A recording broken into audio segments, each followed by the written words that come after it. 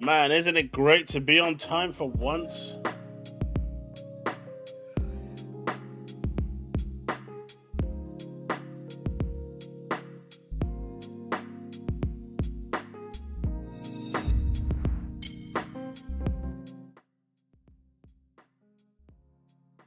How's it going, folks?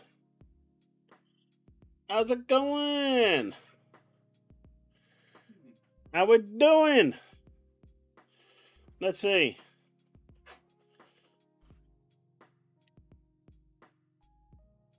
So,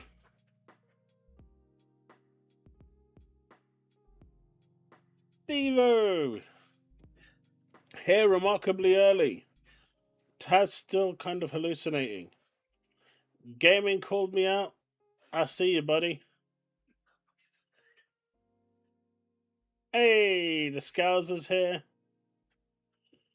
Banisher. The one and only Shrek. What happened to Fiona? How we all doing, folks? Hey, look, leave my wig alone, man. My wig is precious. Hey, Kenneth, how's it going? You bought the Forza Premium Edition? You only had a couple of hours left. What? You just wait. Brandon. Happy 25th anniversary of Shrek. It's been 25 years for Shrek, really? Seriously, you're making me feel old, man.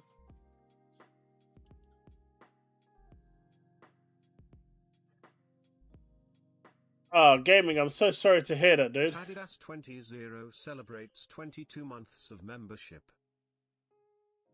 Hey, Adidas, thank you so much for that membership. I appreciate you, man. Let's update our count. We are 10 away. 10 away.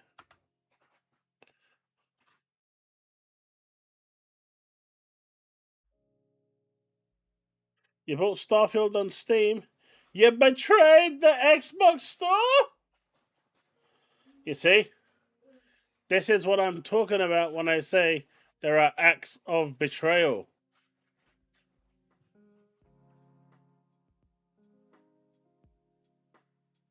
How you doing, Adidas? Long time no see.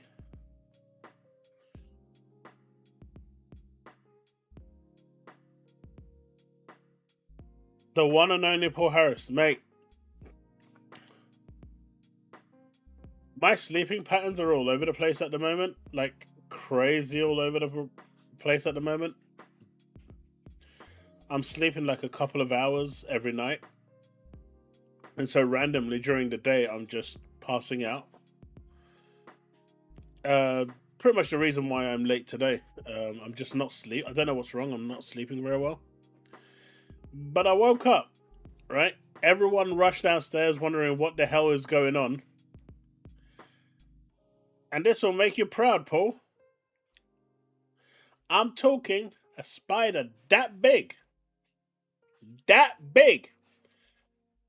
My missus picked it up and threw it on me.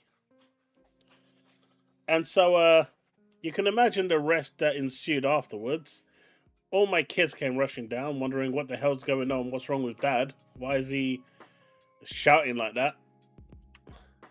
Turned out it was a nightmare.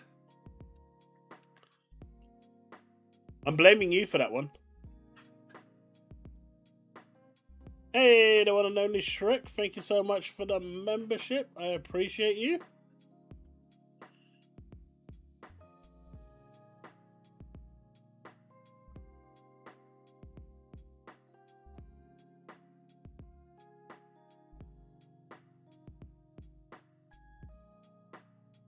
Go.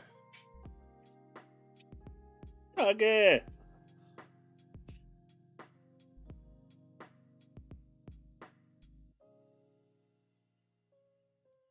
Kenneth.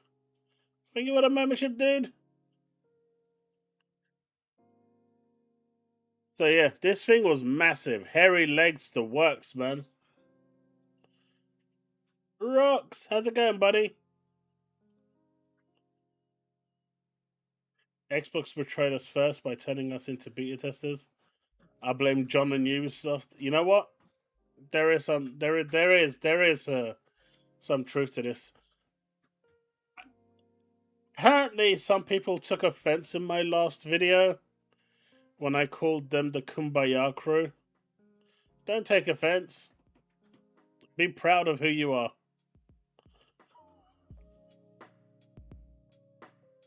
Mate, that thing was huge. Like the legs were like that thick each. And they were like black and hairy and puffy. I was like, oh my god. And she picked it up with her hand. I could see the mouth chomping like this. As she threw it at me, it was all like in slow-mo going. Like, no.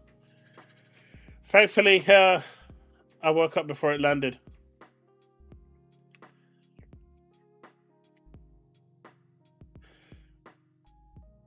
It's an interesting conversation, the exclusives, isn't it? I think we can actually open with that one because that's the main one. Main topic of the day.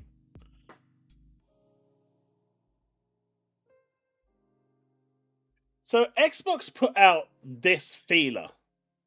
Player choice. Put your votes in. And if we actually go to it, right? If we actually go to this, and then you click on the player voice.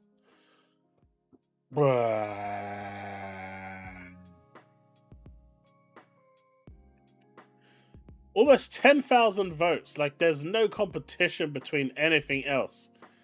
It's exclusives. Everyone wants exclusives. I put my vote in exclusives. I'm an exclusives guy, right? I'm not gonna, that's never going to change, okay? I respect your opinion. It may be the wrong opinion that you have, but I still respect it. My opinion obviously is the right one, and everyone should be adhering to what I'm saying, but exclusives matter.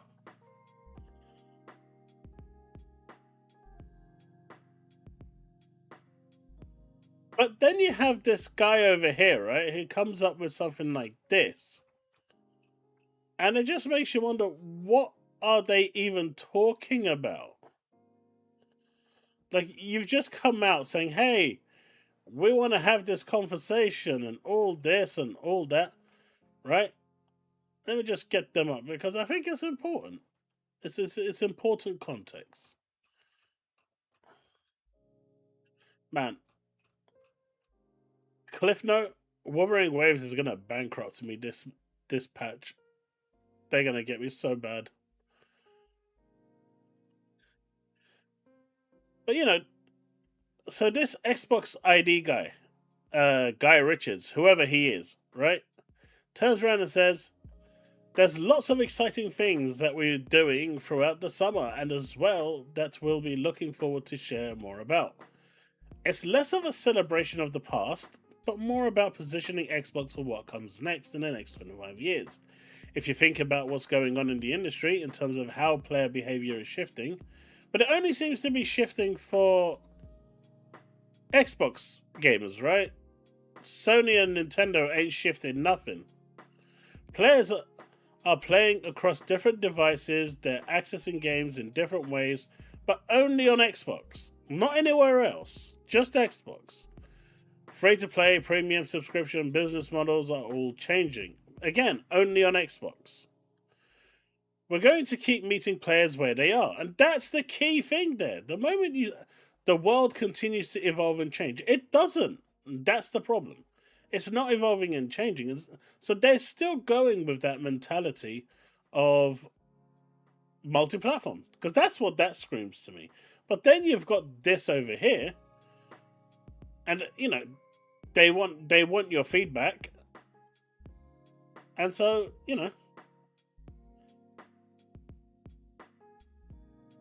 it's going to be interesting to see how this actually develops, because they've clearly got the feedback now that people want Xbox to have the console to have a USP, because it doesn't have one right now. And Game Pass isn't a USP anymore because you can get it on PC for cheaper. So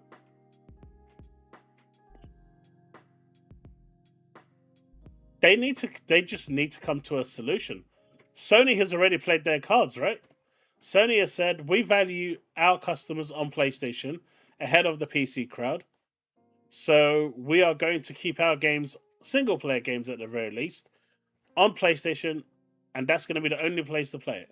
And do you know what? Look at this guy over here. Where is it?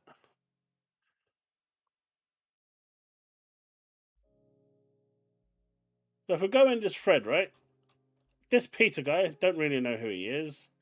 But he's basically said, since PlayStation are making their games exclusive and no longer available on PC, I'm just going to go buy a PlayStation. And so he went and bought a PlayStation.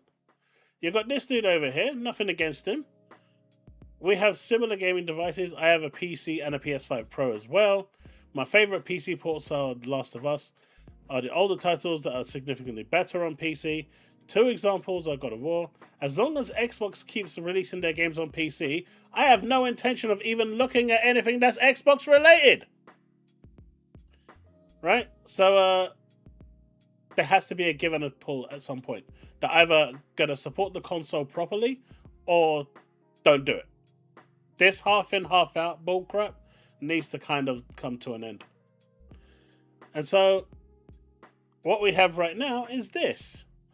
Xbox's player choice, which I believe they kind of stole the idea from that website that random guy created for most wanted backwards compatible games.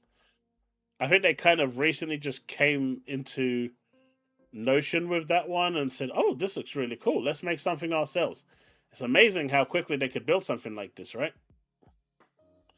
Now, exclusives are not outdated.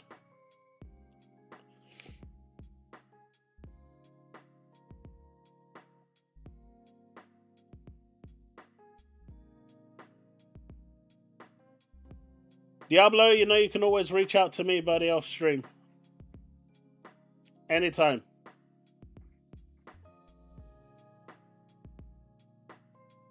Bullets, I'm doing well, man. I'm doing well. Will they still share with PCs as Microsoft? Okay. Sony isn't. Just their live service games.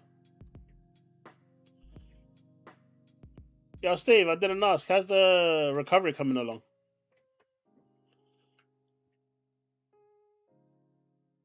Also, I told, completely off topic, I told Gorsty how you love Alienware and hate MSI. And, because Gorsty just recently bought an MSI peripheral, and I told him how you're going to have a field day with him because he didn't go Alienware, your favorite brand. So, I just thought I'd put it in chat right now so you can get it all out of your system. I can relate to the teething problems. I have chest infection. Yeah, I'm not ill. That's the problem. I just can't sleep. I don't know if it's not even insomnia because I do fall asleep eventually.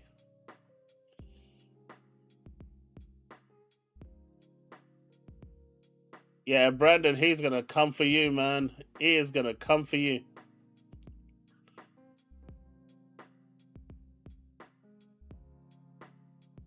It is right now. I'll post it in chat. It literally just went up 2 days ago. It is very new. Hey man, Vital, you're gonna have to ask Steve for that one. Steve is the Alienware simp. It's okay, he can't ban me. Or silence me, so I'm good.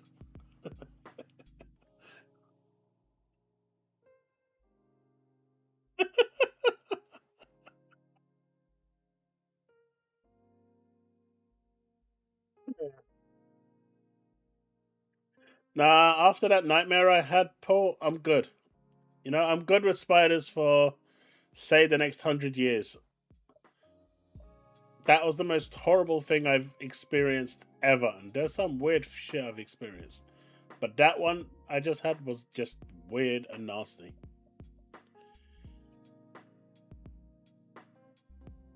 It's okay, folks. This is my stream. Steam can't ban me. I have total freedom.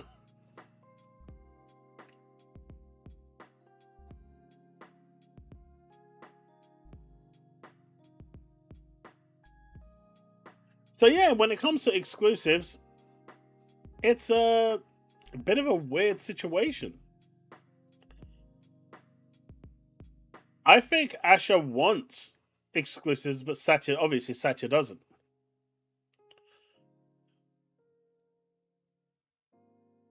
Crystals, I wouldn't bother with the basic one. It doesn't have the NPU. It doesn't have all the bells and whistles. I would save up a little more and go for the X. It's not a bad machine. It's on par with the old Asus ROG from the previous generation, but it's just not. I don't know. To me, it feels like you're missing out on too many features that make the X stand out in a really good positive way, like Auto SR and other things. So I think it's just not worth it. Did I write something?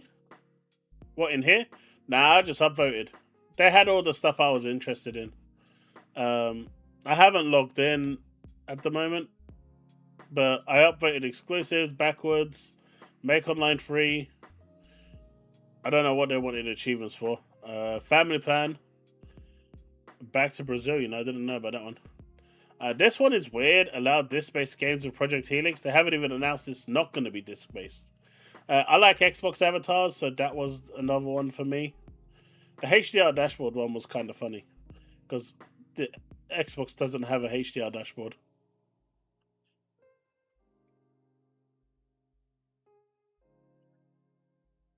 Oh, it's 370 quid. That's a good price for it. Just, you know, expected to hit a bottleneck on the top end games, but at 370, I think that's a good price. And if nothing else, you can use it as a cloud machine anyway, with xCloud and stuff like that, and still get Boosteroid or any other cloud service that's out there. I'm trying not to say it because I said I'm not going to say it, but you get what I'm saying.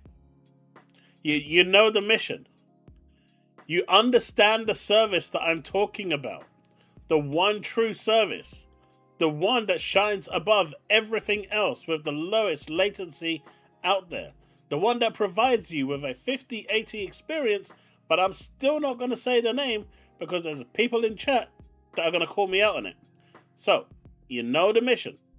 As long as you're cool with using those services, the ally is perfectly fine.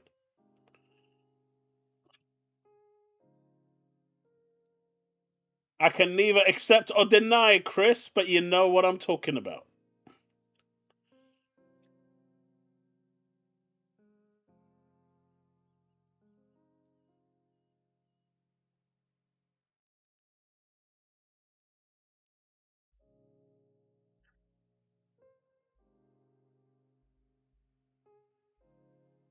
Wait, what?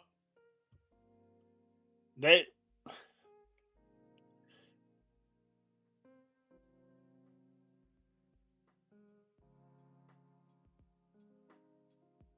No, she just laughed at me, Paul. She just laughed at me. They all did. They're all mean. Nintendo Switch 2.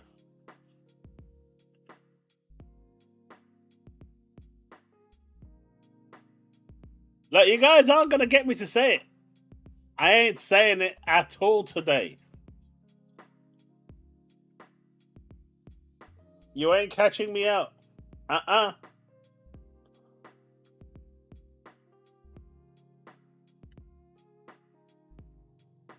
I saw nothing, Ghosty. Although I did see, was it Gamers Nexus getting banned by AMD? Blacklisted? I thought that was funny.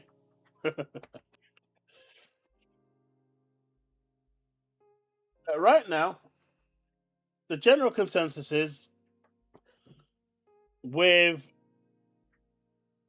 Sony removing their first party games, and this is, of course, going by some town hall thing, which, you know, may or may not be true. But right now, with everyone's taking it as it is, people are moving to pick up a PS5 now basically because they want those exclusives. They want to play Wolverine. So if they don't have the PS5, those games aren't, as of right now, coming to PC. So people are going out to buy it. Now, if you want the console to sell, it needs a USP. It needs it. And so what reason could you have outside of my friends have an Xbox to buy one?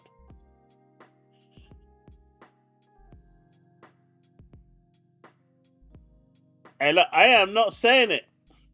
Look, Ghosty told me that he's going to drop £100 super chat if I don't say the word. So, everybody's heard about the word. But I ain't going to say the word.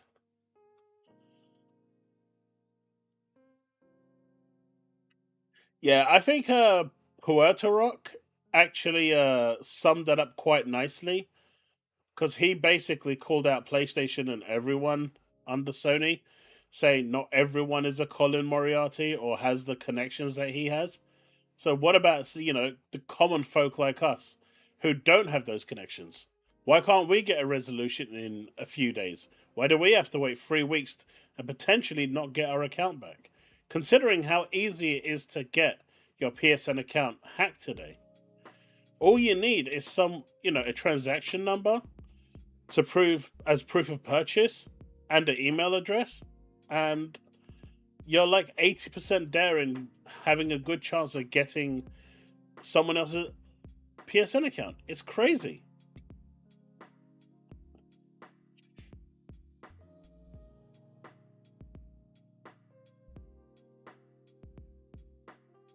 Taz, live service is going to continue. It's only single player games. You see? Shrek gets it.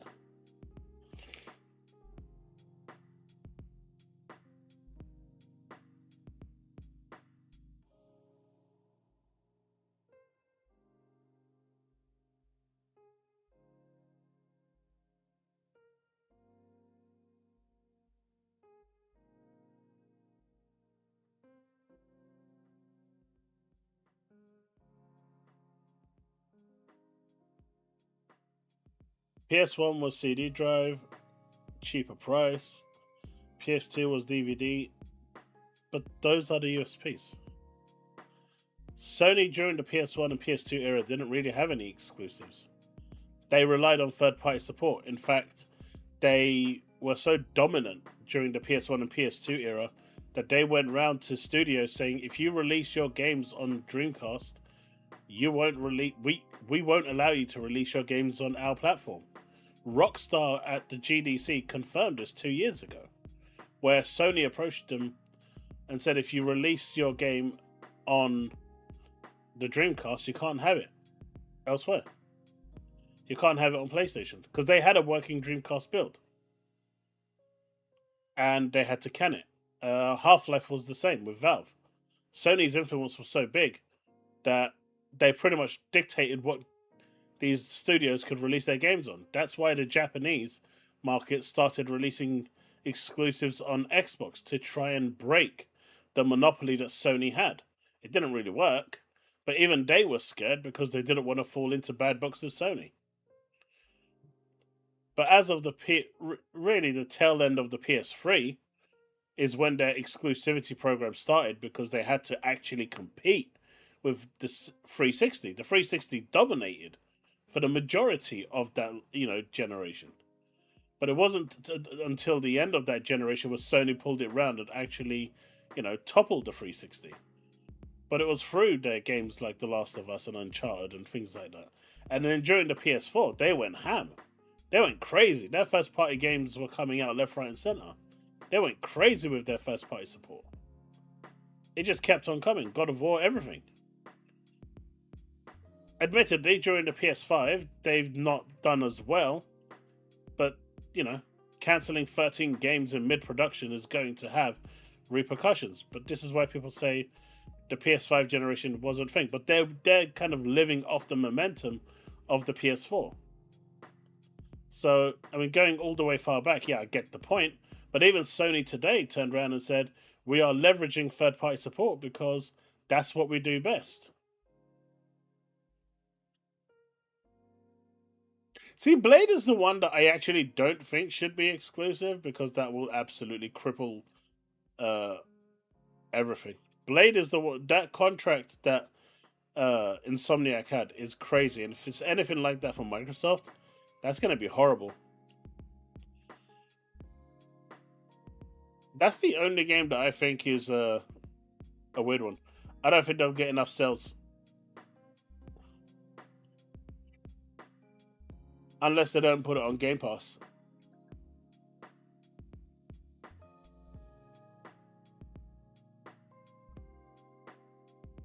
But it was still the cheapest Blu-ray player, right? Like the PS2 was the cheapest blue DVD player you could buy on the market.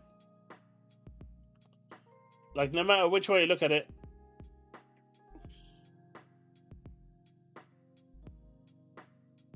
Why is the stream in 1080p and it's not? It shouldn't be. Oh bollocks! It is.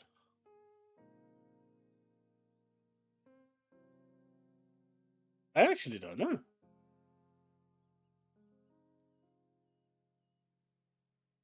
Can I change the output? I can.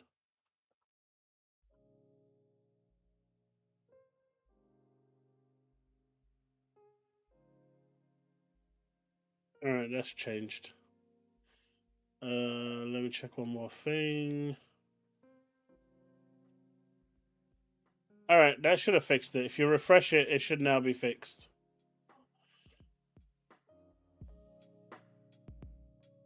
It's because I'm switching between Twitch and YouTube. Twitch only needs 6,000 bitrate, whereas YouTube can go up to like 50,000. So I last streamed on Twitch as the primary platform when I was playing Fatal Frame, so I just didn't switch it back. Because yeah, Twitch only needs 7,000 bitrate. YouTube can go to whatever.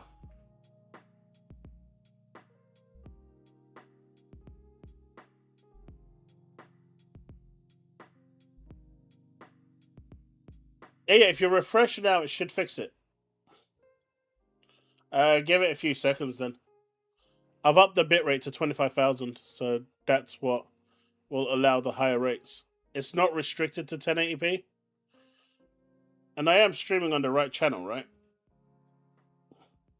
At least I believe I am. I am, yeah. It's on low latency like it normally should be, so there's... Yeah, that should be fine. Let me see.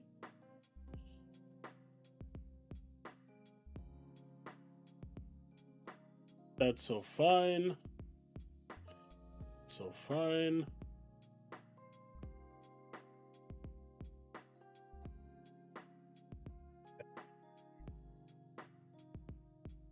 Okay, yeah. I'll have to fix that for next stream. Only way for me to fix this is by taking the stream down. And I'm not going to do that.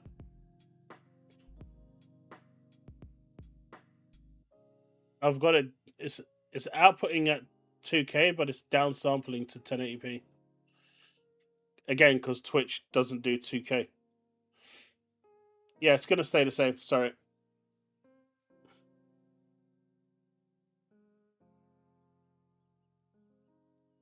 Blame Twitch. It's Twitch's fault. She's tempted to send you more tarantula photos. No, she's okay. She can keep them.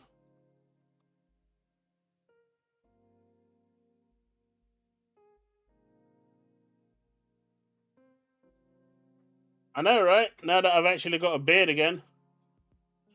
Remake prototype and make a new one totally exclusive and then turn the IP into a movie, hence create their own hero IP. It could work. Don't blame me, blame Twitch.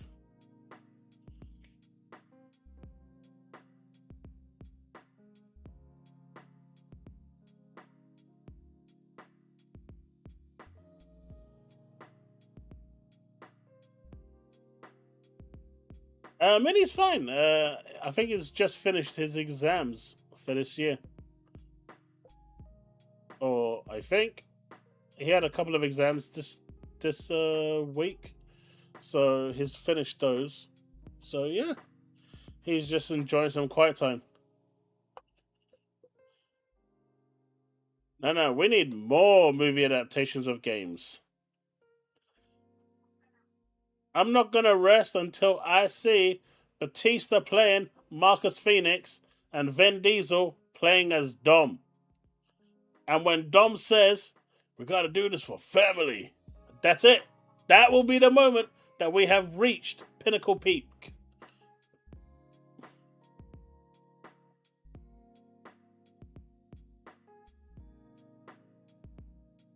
Twitch is just a simpler platform to stream games on.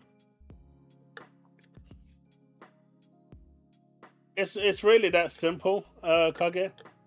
I used to stream games on this channel, and it really messed up the algorithm for my YouTube.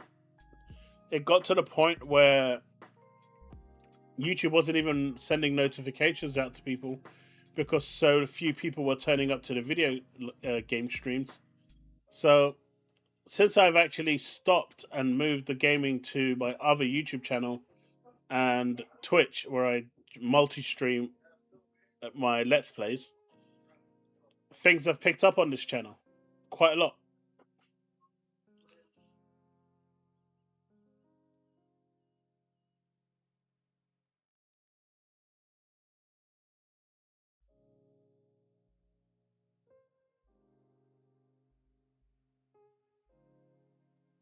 PlayStation Plus price increase. Yeah, I don't see why people are so upset about PlayStation removing their games off PC. Weren't PC players saying that PlayStation games are trash anyway? So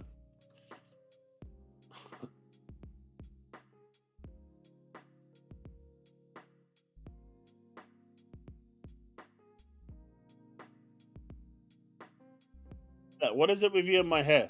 If what would happen anyway?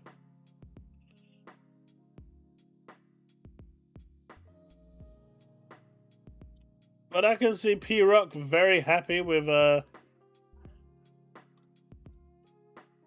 Sony being done with PC. Shut up.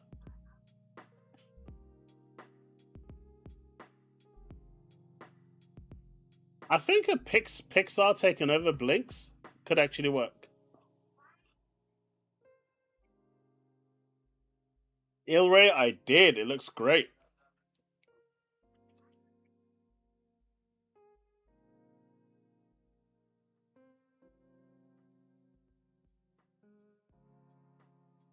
But yeah, when it comes to the exclusives, I feel like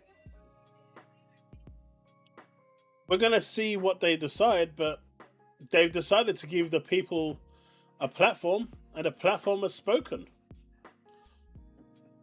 Again, I don't think we'll ever see true exclusives in the sense that it will remove people's need, to not buy an Xbox console.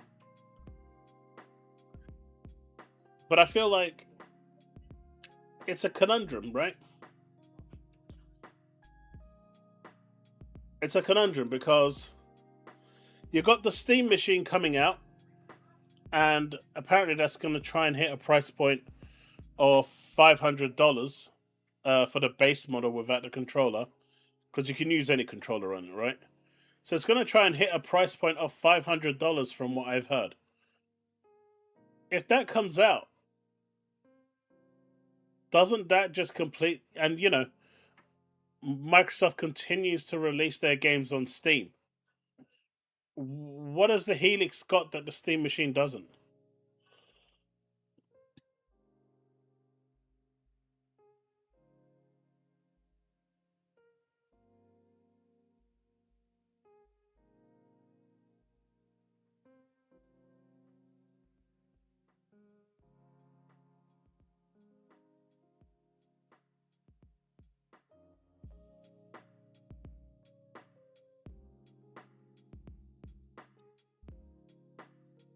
I mean, Sony recently just increased their price for PlayStation Plus, right?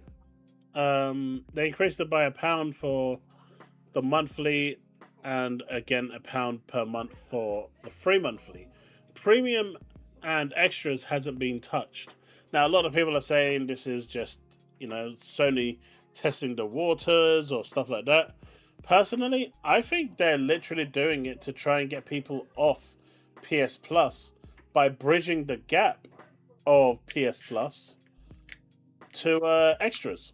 They want to get more people to upsell. If the difference starts to become 2-3 quid, and you got all of these other games that are available that you don't usually have access to, it's going to make people, question going, maybe I should pay an extra £5 a month and get all of this.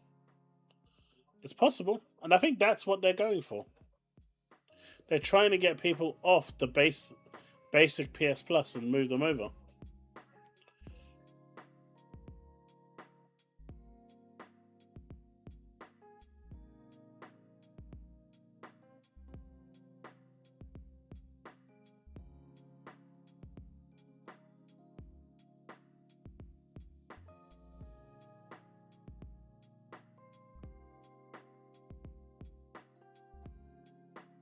The big exclusives sell, right?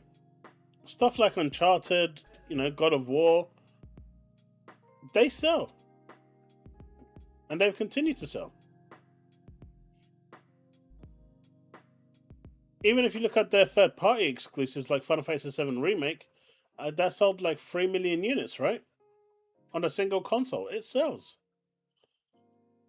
Sure, you're going to get bloopers, but it really depends on the game.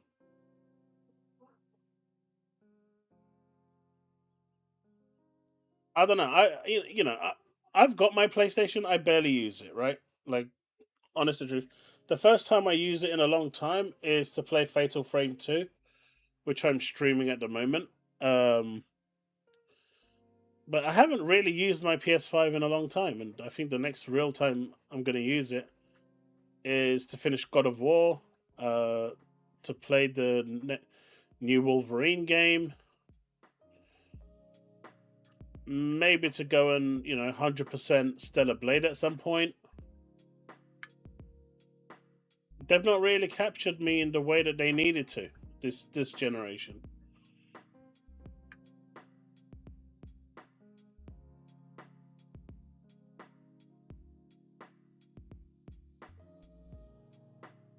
Yeah, but that's one console devastator. Look at Dragon Age. Or not Dragon Age. What's the other game that came out that's like Dragon Age? It's Dragon something. It was by, is it Dragon's Dogma that came out that a few years ago? They're celebrating 1 million sales, and it's like no one's gonna crap on that at all. That's available on Xbox, PlayStation, Google Stadia, Soldier Boy, Mega Drive, Super Nintendo, PC, Mac, Linux. It's available on like 5 billion outlets, and it only sells 1 million, and that's not a problem for anyone. But one platform selling 3 million is? That's a fraction of the user base? Come on, we've got to keep it real.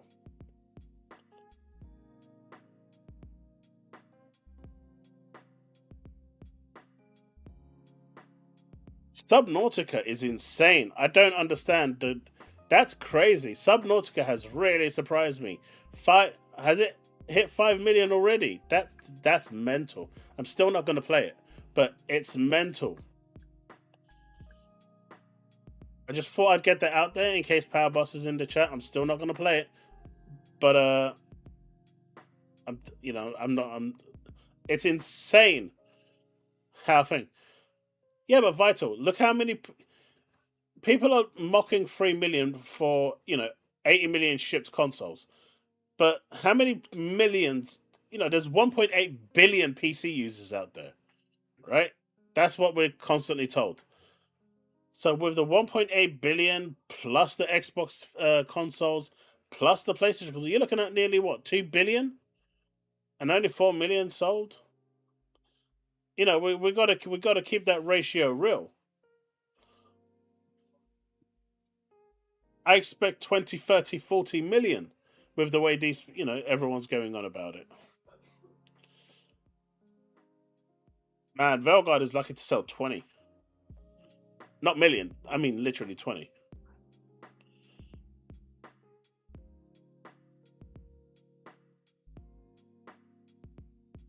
Oh, that review was excellent.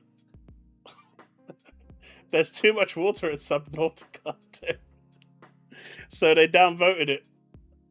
Best review ever.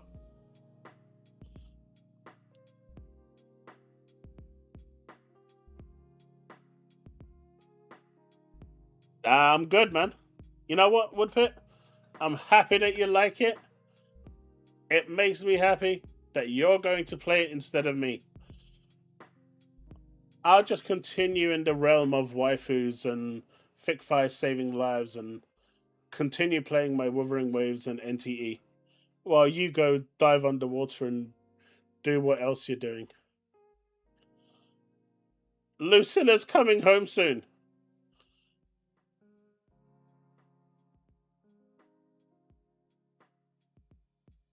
Hey, look.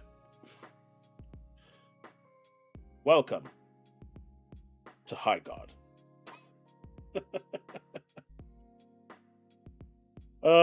He must regret that so much. Hey, Sanchez. Halo multiplayer everywhere? 100% I agree. I even said that in my video. Anything that is multiplayer should be everywhere. There's no reason not to. When it comes to multiplayer games, you want them everywhere so you can get as many players coming in and enjoying the game.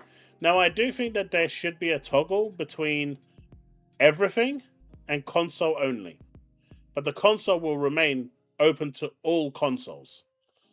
Right? You don't restrict it to Xbox, PlayStation, Switch. It's a blanket. All consoles. Because, PC gamers have a habit of using hacks and stuff. I know you can do that on console as well, but it's so much easier on PC to do it, and it's so easy to get around it. So some people might not want that. So having those two toggles, I think, is fine. Console only, all, which will include PC as well. But I think when it comes to multiplayer games, they should be everywhere. And that's, Gears of War, Halo, everything. They should be everywhere because that's where you make your money.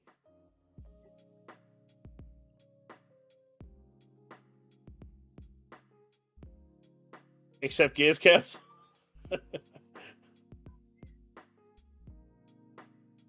Hey, look. You want to play with a bunch of PC hackers?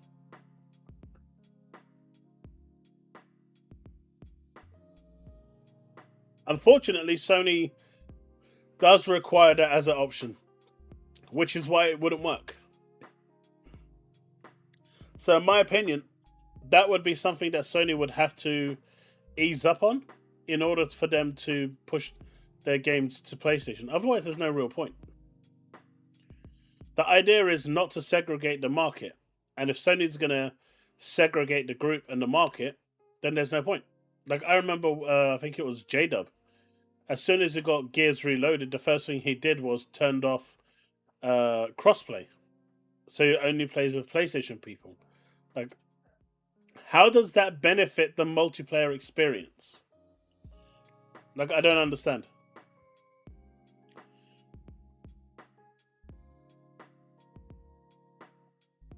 Because the one they have now, fundamentally through its bones, was broken, right? They built it so badly. They built it with the idea that, hey, everyone's going to go crazy when they see Halo and fluffy cat ears and all of these stupid colors that we're going to put on there. They're all going to love it and go, they're not going to care that we've got no game modes on there. All they're going to care about is spending that sweet, sweet money. And so they built Halo Infinite Multiplayer with that in mind. Whereas if they rebuild it again with the notion that, hey, let's actually make a good game that people are going to enjoy being inside and actually having fun playing, and then put the microtransaction stuff on top of that, then you'll have a much better game that lasts a long time. Just look at Halo 2 and 3 and, the other games. How long their multiplayer lasted. Halo 2's multiplayer lasted for decades.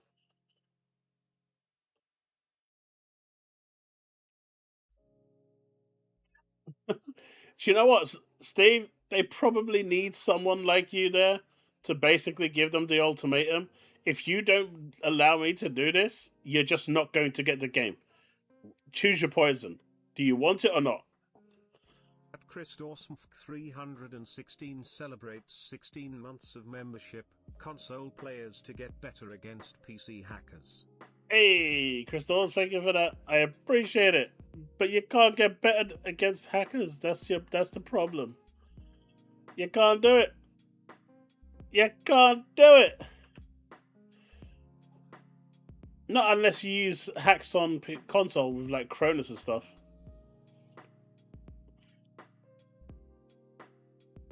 I mean, Gears just flopped on PlayStation, right? And in reality, outside of Sea of Thieves and Forza Horizon, has any other game actually done well on PlayStation? Hi-Fi Rush didn't do well. Hellblade didn't do well. What is it? South of Midnight didn't do well. Age of Empires, I think, went there. That didn't do well, though I didn't expect that to do well anyway. Like, has anything actually done well going over there? I mean, the multi-platform approach has failed, in my opinion.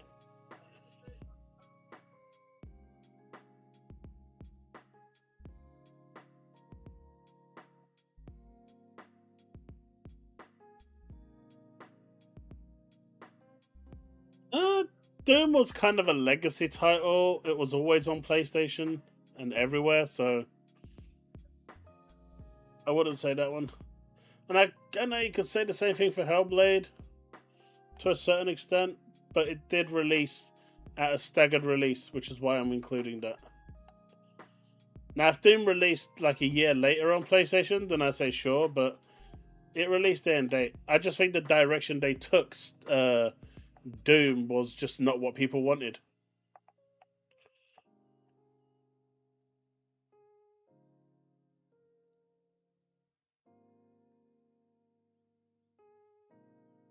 Vital, it's to punish themselves. No, Paul, she's fine. The only stuff played on PlayStation are Pornhub, Minecraft, Fortnite, COD, and Roblox. Ugh. Those are the biggest stuff on PlayStation.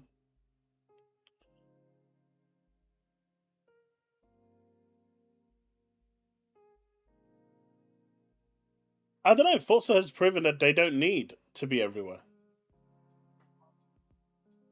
The game only came out today. Still not had a chance to even download it because I've been sleeping all day. But they already got like 1.4 million players. And 1.3 of those were paying customers. So they made money. They made at least like 120 million. They made money, man.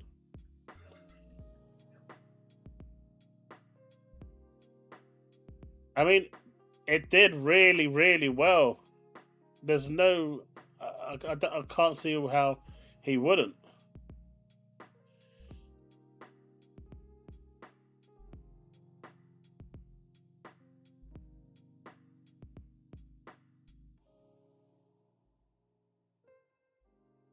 And that man, Call of Duty campaigns need to be Michael Bay endorsed.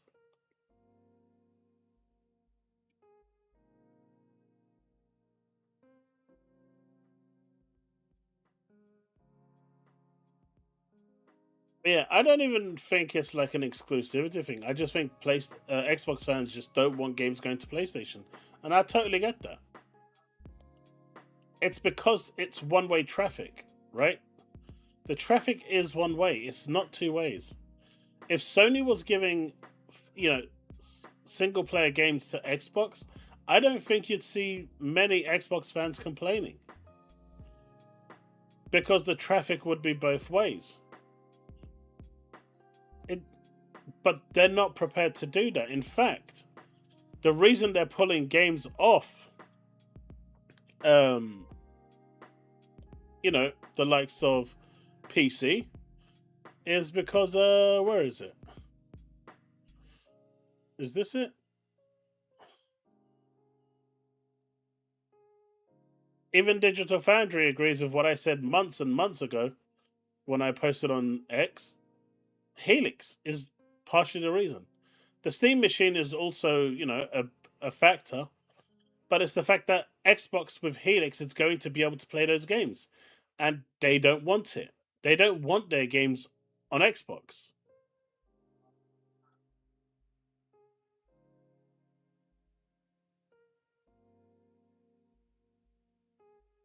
Nah, that's photoshopped, man. That has to be.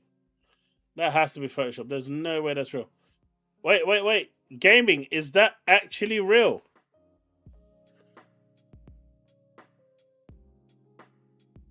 Splinter Cell, but with anime girls. Okay. Sign me up, buddy. Sign me up. I'm sold. I'm a simple guy. I'm a very based guy.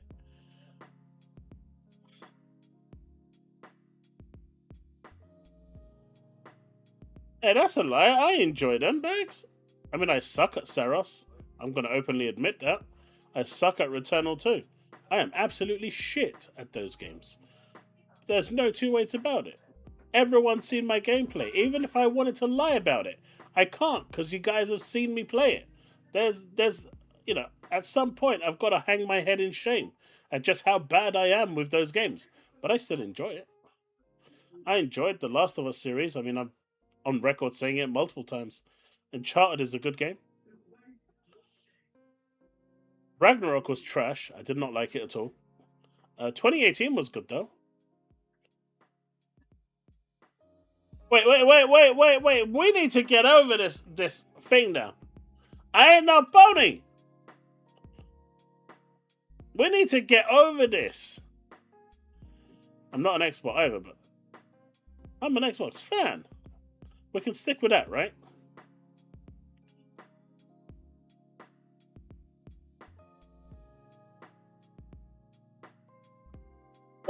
Look, see?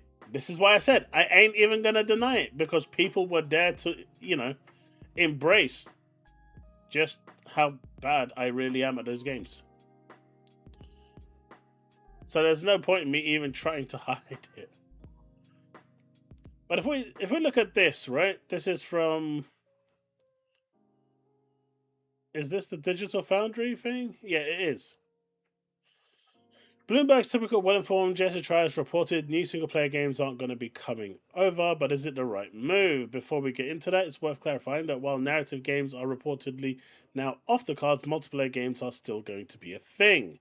However, the cold comfort given quantity and quality of Sony first-party games that made the transition to PC over the past 6 years, including multiple titles from series like Horizon, Last of Us, Marvel, Spider-Man, God of War, not to mention single entries from Uncharted, Ghost of Tsushima, Ratchet and Clank. They've put a lot of games on there. Like, the games account to 14 total games, right? As well as being uniformly well reviewed, Sony single-player ports also typically impress on a technical level. Anyway, it's impossible to view this as good news for PC gamers. It's obviously not. But it's worth bearing in mind the state of play for PlayStation 2. Rivals Xbox have publicly committed to a hybrid console that sits halfway between a PC and space. So turning off the tap for PC ports also hurts Microsoft's next generation efforts. And that is what it's all about. That right there, that's what it's all about. Sony just will not play ball with anything that Microsoft does.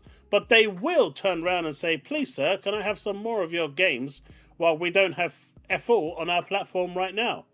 And so Microsoft, in the meantime, is feeding them game after game after game, covering that drought that they have of high-quality games. Whereas Sony's sitting there in the background with their cigars, giving their middle finger to Microsoft. It's stupid. And nothing's going to change my mind on that mindset. Arcjack, I'm not a ponybot just because I enjoy good games. What, so you're telling me none of you in here like the Uncharted games? God damn it, Byron.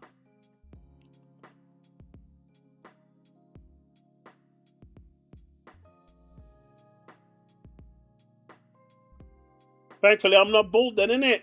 Paul.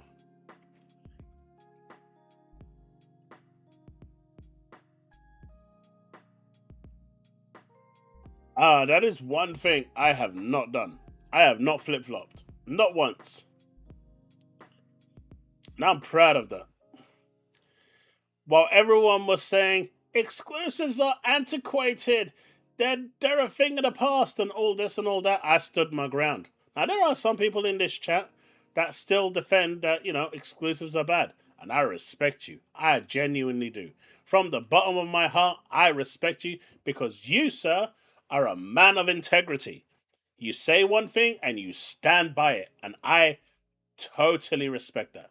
Just like I stood by with exclusives. I've always said I believe in exclusives. But those people that said exclusives are antiquated, they're a thing of the past, this is this. And then as soon as the first notion comes in that exclusives can be coming back, my Lord and Savior, I shall bring it back, please. You know who they are. You know who they are. Right? You know exactly who they are. Now they are the flip-floppers.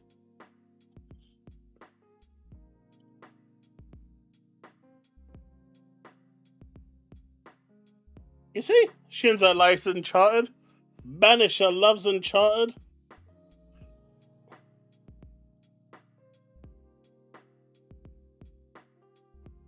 What, Bournemouth likes PlayStation? Okay.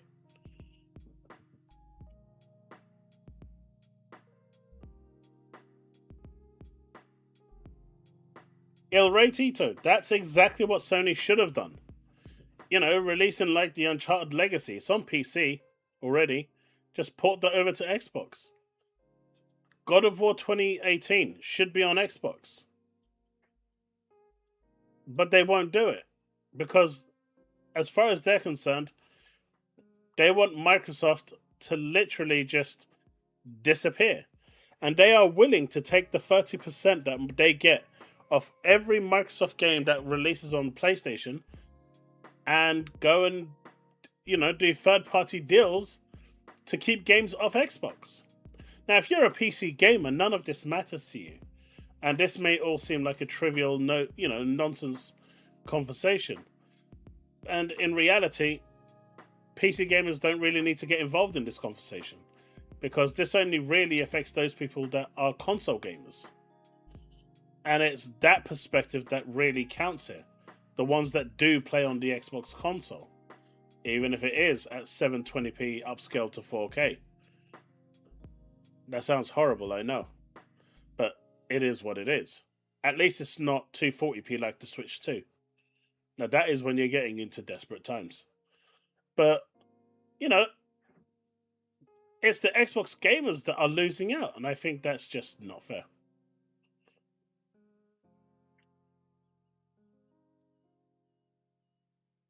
Bags, yes, exactly that. Exactly that. Exactly.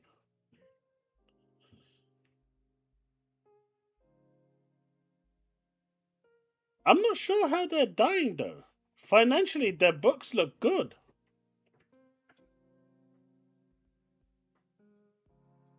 They're projecting a 30% 32% margin next quarter, which is huge.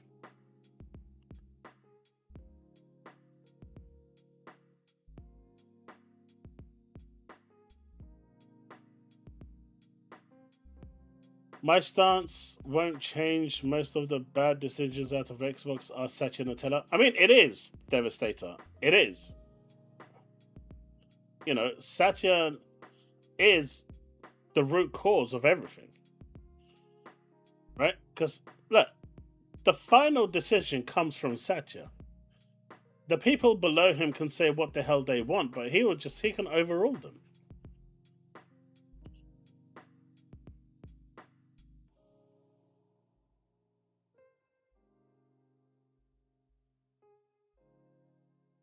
I did not.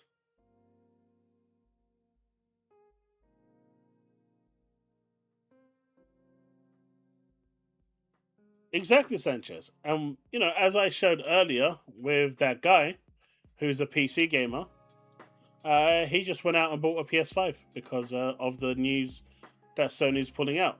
Sony, Sony got what they wanted.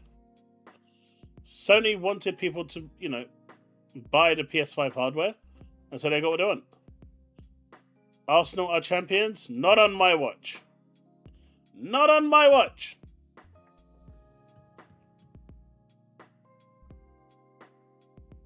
Satya wins all the time. Satya will just turn around to the board and say, hey, look at all this shiny money you could be making.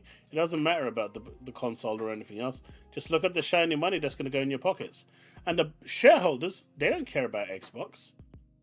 They don't care about anything. What they care about is, I've invested X amount of money and I want that to quadruple when it comes back to me or more.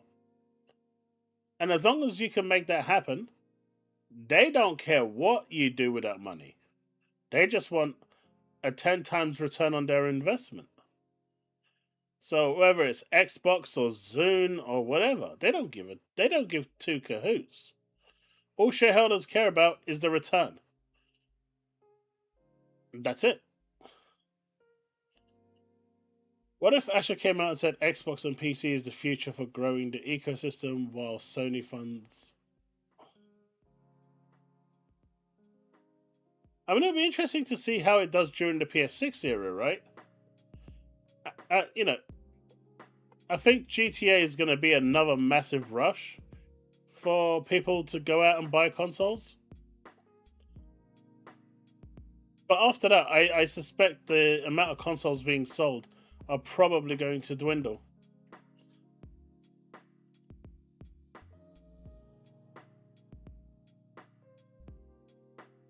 But another thing that I saw Jez saying the other day, today actually, not the other day. Man, my brain is all over the place. It's just frazzled. But something I saw Jez saying is that, Microsoft needs to stop putting games on Steam. They need to keep it on the Xbox store, the Xbox PC app. And I agree, because that's the ecosystem. Steam isn't the ecosystem. Just look at it. Steam won't even let you use a controller on your platform, man. They went so petty that they wanted to, block a standard controller working on the Xbox, on Windows in general. So, they're in it to win it. They're releasing their Steam machine to disrupt the Helix, and they're going to make sure that they get it out before Helix is out so they can cement themselves as the console PC de facto in the living room. They're there to compete, and they're using Microsoft's games to compete. Microsoft is basically saying, we're going to give you everything and make ourselves kind of, hey, wait a minute. We've given you all our games. We're giving you the cheapest Game Pass that you can have. We're giving you all the best deals. Wait, why do you want to buy an Xbox again?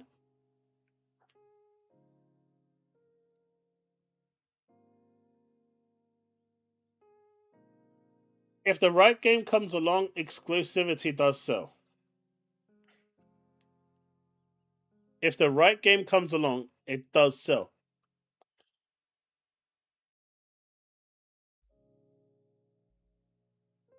Look, do you know how I know that, Devastator?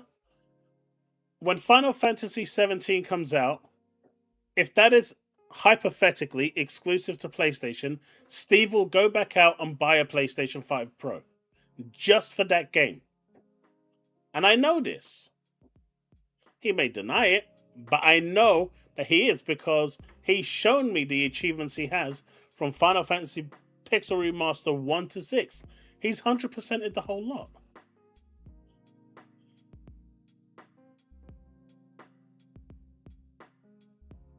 That's just nasty, Red Saber. No.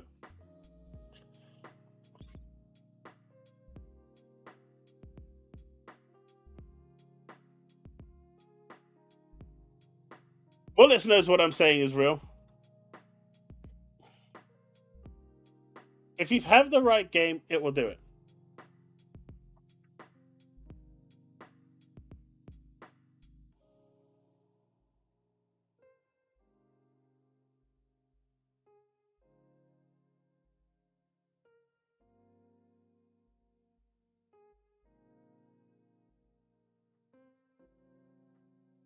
The problem with that, Vital, is that with Steam, the longer they leave it, the more irrelevant the PC app gets. Right? Because the more they start giving games, the more they continue doing this and making games day and date on Steam, when they cut that supply out suddenly, the backlash is going to be surreal. That's just to get it over and done with. Like, I don't understand the strategy. That's the bottom line. Like, I don't understand what Microsoft wants to do. It feels like they want to be multi-platform, but at the same time, they don't want to admit that they want to be multi-platform. And I think that's their biggest thing right now. Like, they keep hovering over this exclusivity, and it's definitely possible that they could go back into it, right? Ash made everything clear that that is something that she's considering, but I also will stand by what I said in regards to all the good things happening to the console right now. It is all cosmetic. These are all quick wins that she's doing to win, goodwill. And she is winning goodwill. But ultimately, when you bring everything together, whether it's a theme or a boot screen or changes to the achievements, you know, none of those really impact the way you do things. Now, stuff like, hey, maybe they could improve the DVR side of things where you can record clips. That would be huge on the Xbox because the current one really sucks and it has sucked since pretty much its inception. But nothing of that has come along. Will that really impact you as a gamer though? Not really. But the big one is exclusives. Because that will confirm, as long as it works, that your games on your platform are secure. And that's ultimately all exclusives are doing. They're making sure that games are still released on your platform. Because as long as you've got games that are there that are selling the console, publishers will go and buy it. Will continue developing for it. They won't skip it like Talos did.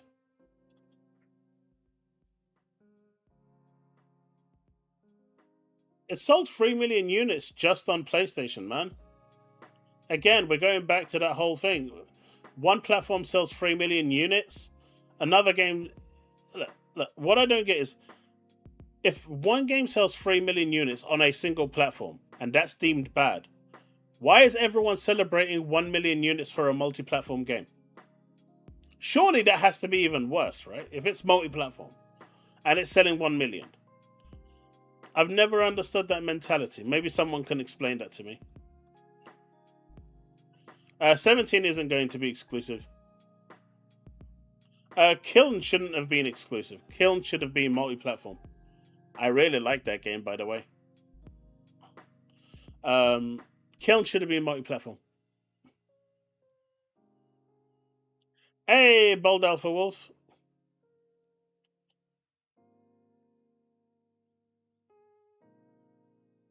It is up to the dev. They look at the market and say, are we going to get a return on investment? And if they don't, if they believe that they can't get a return of investment, then they don't release it. It's really that simple. And market size is what dictates that.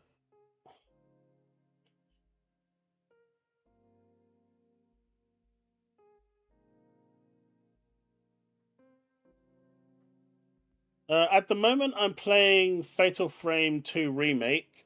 Wednesday, I'm on two minds if I should continue Fatal Frame. Apparently, I don't have too long left in it, according to... It's only got 9 chapters, and I'm already on chapter 4. Might get through another chapter tonight to speed it up a little bit. Or I might jump into Forza Horizon 6, although I've seen so much of that game over the last week that the hype levels for me have completely gone. So I've got no urgency to jump into it, if that makes sense. I don't know.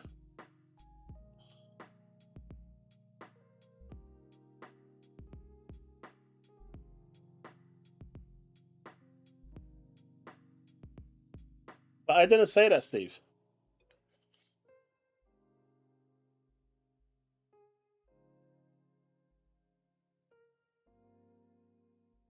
See, bringing back features like Snap Devastator is a feature that a lot of people have been asking for. It's actually in that list of feedback. So you can play your games and have YouTube on the side. The one that Xbox One had. Great feature.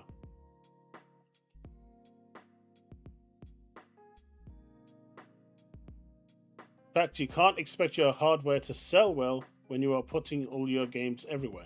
Right. But as a third party studio or a publisher, if the hardware isn't selling, why are you going to continue making games for it? Vin. That's the question. Why are you going to continue making games for it if they're not selling well? If your return of investment cannot be guaranteed.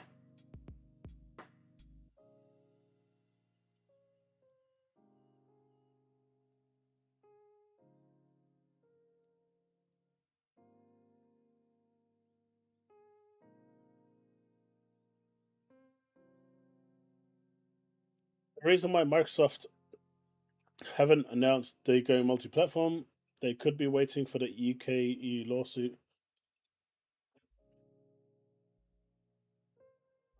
I mean, the £2 billion lawsuit that's currently in place is regarding the ability to buy the games off digital games off other stores. I don't think that's going to have any real impact. Kiln is multi-platform, so it's on Switch and PlayStation. I didn't realize it was on Switch and PlayStation. Okay, my bad. Then that's good.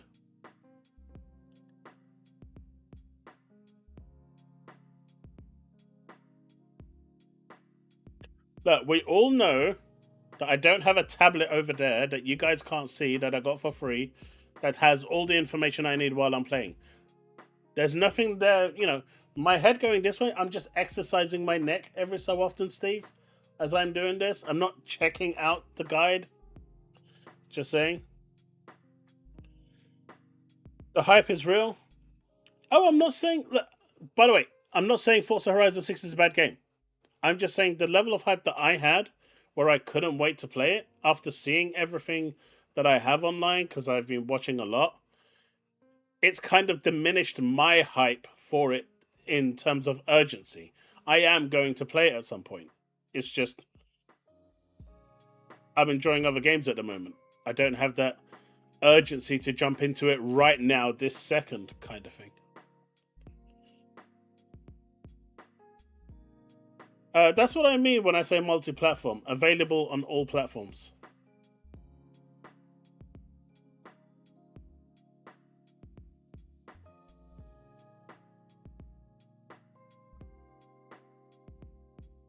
Yeah, I'm really enjoying Fatal Frame 2. It's really good.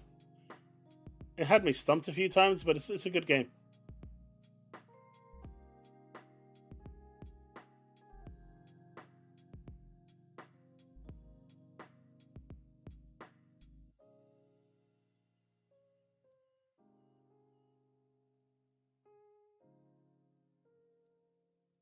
Wait, you've seen me playing Forza Horizon 5? How? When? I need to get better security. Man, guys peering through my windows and shit. Xbox needs to market their hardware. I mean, Arjack, they can't market something when they said you don't need a console. They did market, right? They said, hey, you don't need to buy an Xbox. We don't want you to buy an Xbox. I know, right, Ilray? They made sure that they made that message perfectly clear that they didn't want you to buy it. And now they're kind of realizing they want you to buy it, but they're investing all the RAM and memory into their data centers and to cloud servers. for xCloud instead of putting consoles on the market. And with GTA 6 coming along, that's probably the one time now, if it does release this year, that is, of course, where they've got a real good chance of, shifting a number of consoles. I don't think they're going to be able to take advantage of it. Capcom almost went bankrupt, shutting down. Almost shut down was. And almost shut down was Street Fighter 5 exclusive PlayStation. No, that is completely wrong, Byron. That is completely wrong. So Capcom financially were doing absolutely dire. And they were on the verge of shutting down. And they couldn't basically fund and build Street Fighter 5 because they had no more money. And no one went in to say, hey, we'll support you. But Sony said, right, we'll fund pretty much everything, but we want that exclusive. And it blew off. It blew up and it saved Capcom. So Sony saved Capcom. Capcom would probably be gone by now if it wasn't for Sony's intervention. If it wasn't for them going in and saying, we will fund this game and it needs to be exclusive, it would have pretty much died down. So, it is what it is.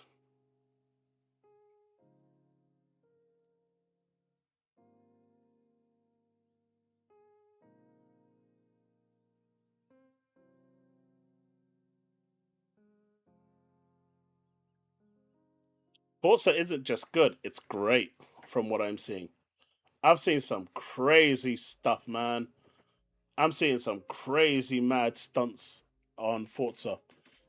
Crazy, crazy stuff.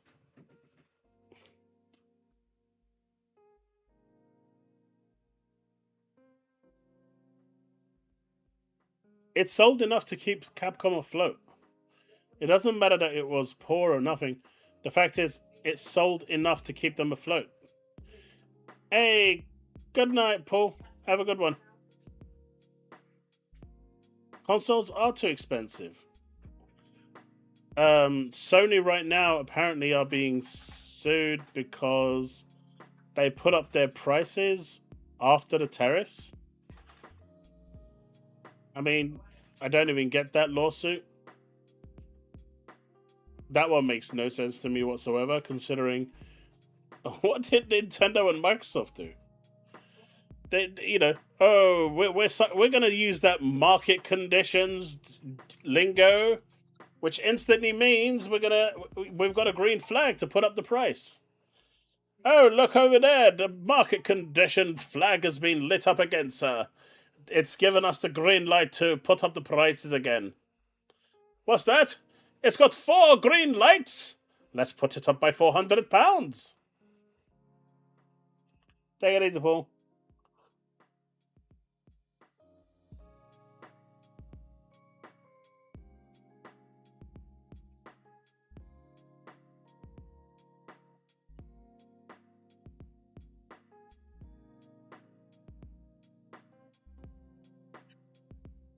Stellar Blade was fun, right? Shift Up.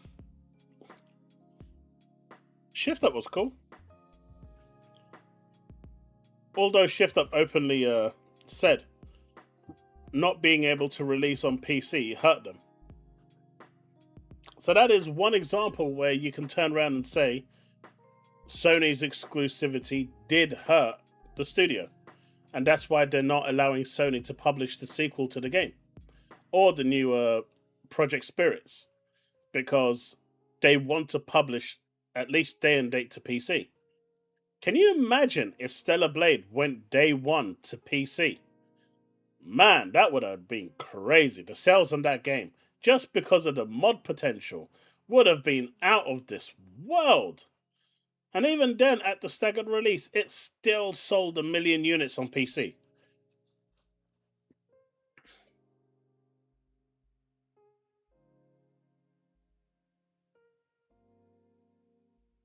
I reckon there's a good chance, Ilray, that it might appear in the June showcase for Xbox. I mean, I won't buy it personally, I already have it on PlayStation, so this is the problem with, like, releasing games staggered or whatever.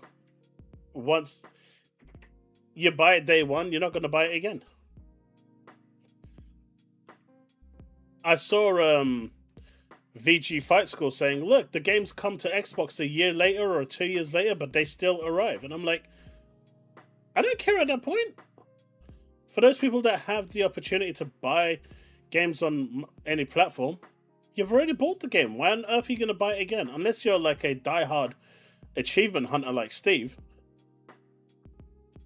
you're not going to buy it.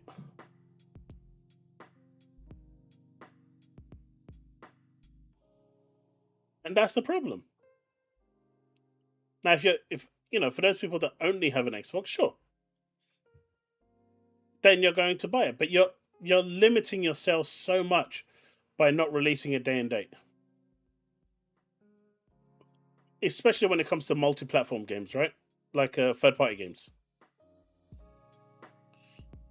I mean, you could own a PC, right? But I think I covered that point just now, Vital.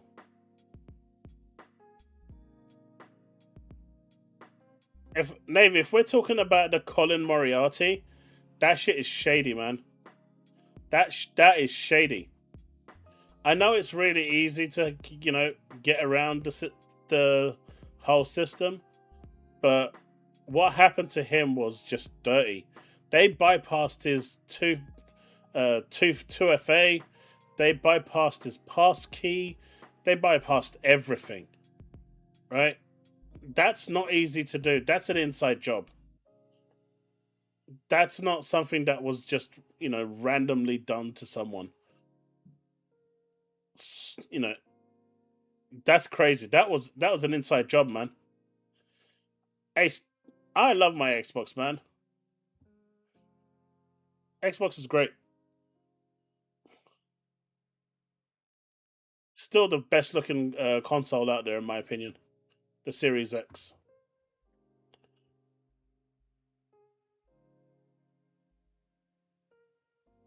My thumbnail logo? What's wrong with my thumbnail logo?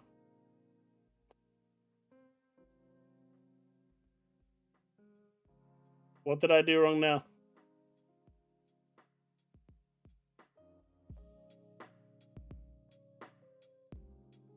That's what I'm saying. They bypassed the 2FA as well.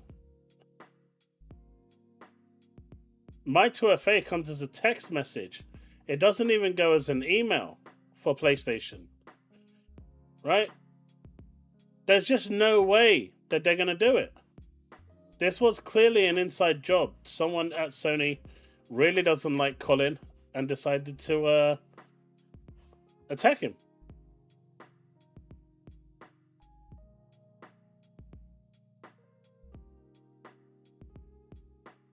Maybe Colin paid someone to hack him. I don't know. That doesn't sound right. He is like a big name though, right? And he does piss a lot of people off. He's arrogant. He doesn't give a crap about who he hurts or how his words can hurt people. So it doesn't surprise me that he would, be a target. But I remember years ago when I was playing Final Fantasy XI, the MMO, and there was this one person I can't remember their name now, but we just didn't get along. And she turned around and told me that she was going to hack my account. And this was on Friday. And so I went to log in on Saturday. No, I think it was Friday, that same day in the evening, something like 9 o'clock, 10 o'clock. I got a message saying while I was playing, it logged me out. And when I tried to log in, all my password had changed, everything. And Square Enix didn't even work on the, at that time. There's no way to contact them until Monday morning. They absolutely trashed my 5-year account. They got rid of all my rare gear. They got rid of all my money. And the person that hacked me was in the game showing people that they hacked me as well. And nothing ever came of it. By the time I got access to my account, which I did, it took like 2 weeks. They transferred me to another server and everything. And Square Enix's policy is it takes 3 months to get a world transfer back. Yeah, they basically killed the game for me.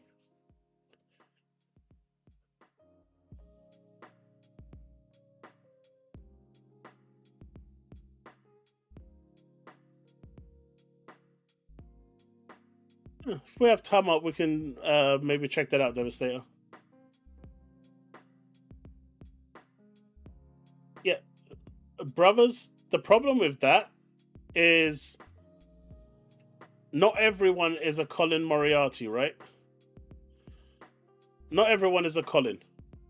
And if you got your PlayStation account hacked, would Sony react? Would you have the contacts or the necessary information to be able to get your account back in 2-3 days? See, what's happened there with Colin is Sony made a fucking mistake. They turned around and said, right, as long as you know people, and this is how the world works anyway, it's not what you know, it's who you know. We will get you sorted no matter what. But if you don't know the right people, you may never get your account back. It doesn't matter if you spent 20 grand on that PSN account. These companies don't care. And this, I guess, is the biggest danger of, your digital profile, because everything is on there. But Colin got it back in a few days because he's Colin. He's a known personality. If it was Joe Blogs, he may never get the account back. Nah, Temu at least has some respect, man.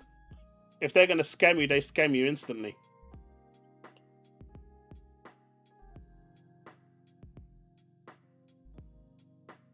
Every pony is Colin.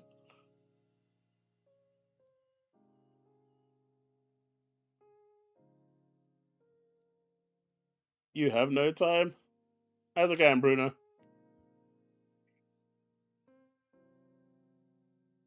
And the funniest thing I'll always read is how corpos care about you. I mean, they care about your wallet, right? They care about retaining you and making sure you spend more money. That's it.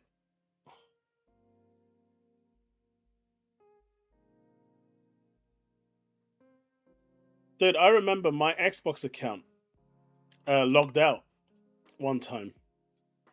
And my password wasn't overly complicated. And I couldn't log in, right? The same thing happened to my Ubisoft account.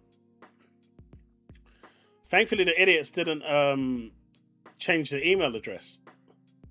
So I went in quickly, changed the password, and secured it. Now my password is like crazy long. For both.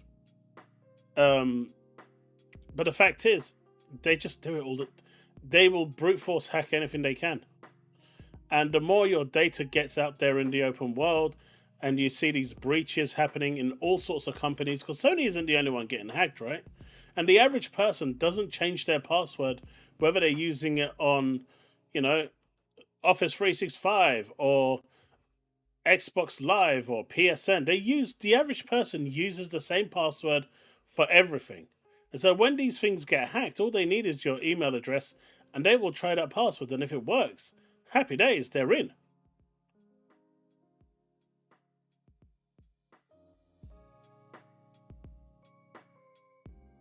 Forza Horizon.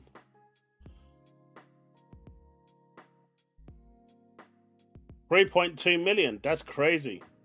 Yeah, 1.8 million added since release. And I still ain't one of them, but I will be later. I'm just going to log in so I can become a statistic. Like, my Ubisoft account got hacked, right? And it became a nightmare for me to get it back. But I did, in the end, get it back. And I'll tell you what. It had some... I got it back just before they changed the email address, because they had... input a different address in and everything from Poland. The one thing that they did that I actually liked was the actual avatar that they picked. I really liked that. So I reverted everything, changed my password, got everything, but I did keep the avatar.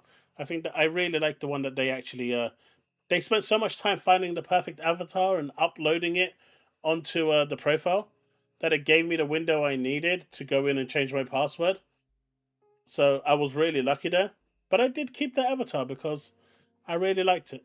So I guess that's one positive that came out of my Ubisoft account being hacked.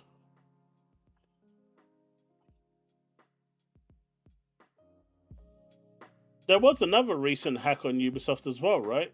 From a game that they could basically hack through. It was can't remember which it was.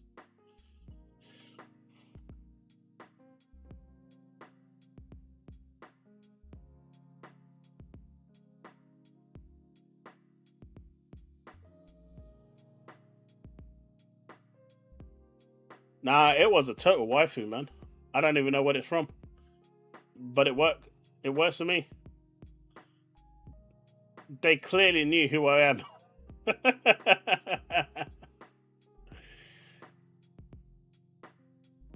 Yeah, even if those games would arrive a year or more later, first launching on PS6, it's clear Sony would rather its own studios work on PlayStation exclusives.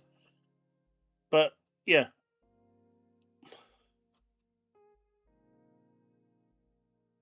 it's going to be interesting to see what happens to Iron Galaxy and Nexus because they're their PC ports. But it's clear that Sony have removed the PlayStation ports from first party games because of Helix and what is it? The Steam machine. Crazy times.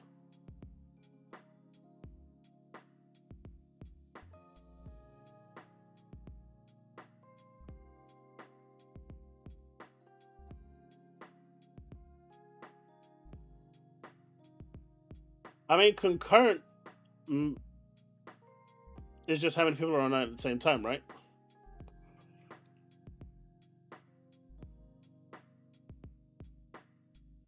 It'd be nice if they could actually post that information to see how many things.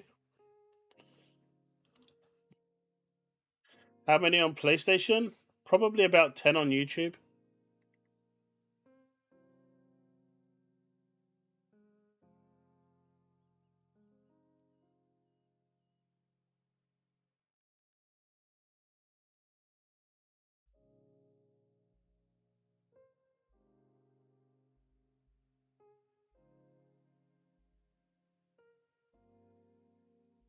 How about 80k via Twitch?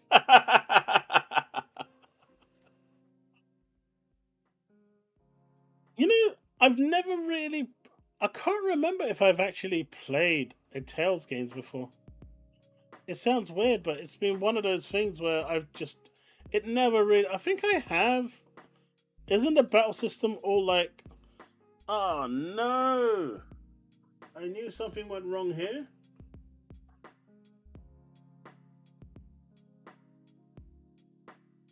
Damn it.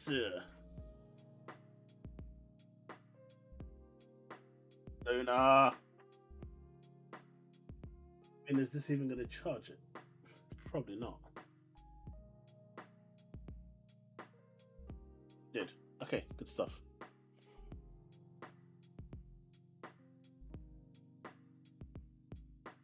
Luna has been really weird lately today. She's been all kind of withdrawn. Not really sure why.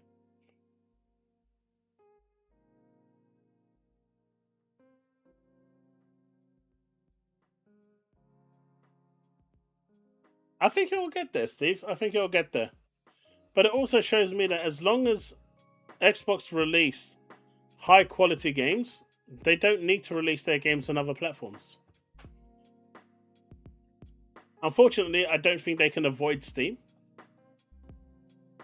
But it just shows you that they don't need to, undermine their platform by releasing it on everywhere else. I mean, I just saw Indiana Jones apparently was released on Switch too. How? I'm impressed. What does the game run at? 140p.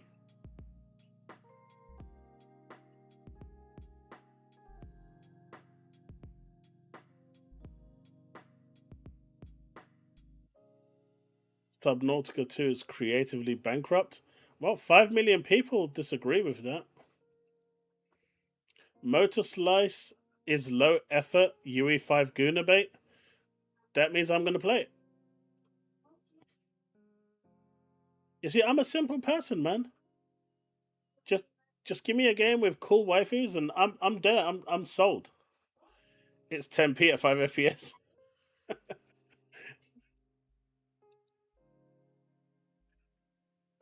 But some cool games are coming over to Game Pass this month.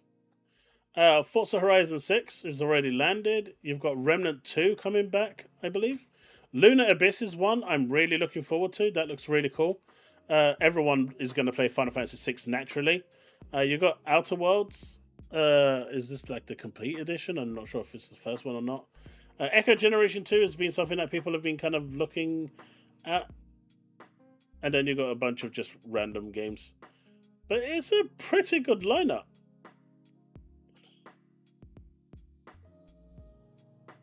Forza Horizon 6 is today. Peppa Pig is May 20th. Remnant 2 is May 20th. Lunar Abyss, May 21st. So, in 2 days. I'm looking forward to that one, so I'll probably jump into that day one. Echo Generation, I know a lot of people are looking forward to this. Not my thing, but 27th. Outer Worlds Spacer's Choice Edition is landing on May 27th. Clearly, June the 2nd is the one everyone is caring about. And the rest is what it is.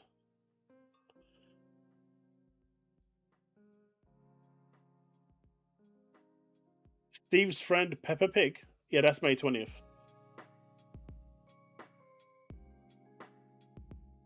I do. I might have to check that out then. Vital.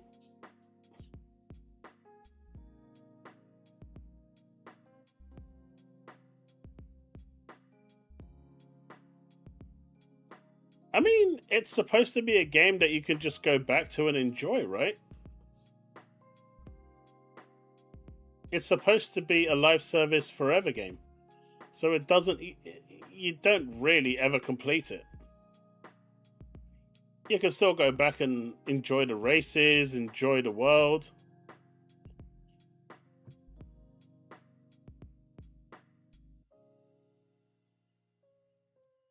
So let's see. All right, so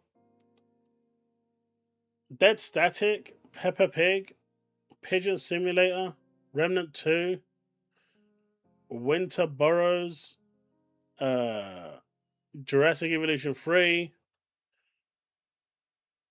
Kabuto, Premium, Outer Worlds, and Escape, and Final Fantasy 6 are all on premium. So they've either been there at some point on Ultimate and are now going to premium, or they're launching straight into premium, which Ultimate gets automatically.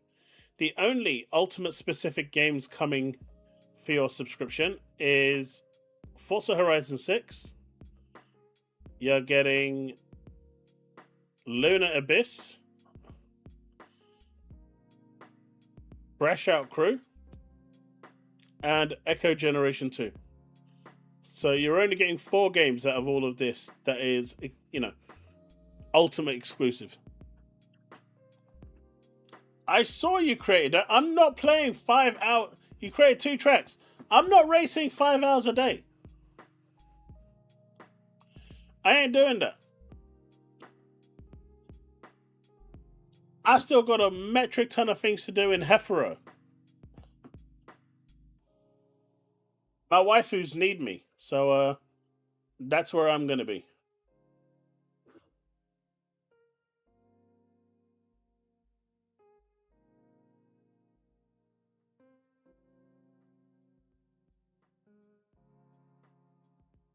Now, games leaving Game Pass on May the 31st. If you haven't played it, Metaphor.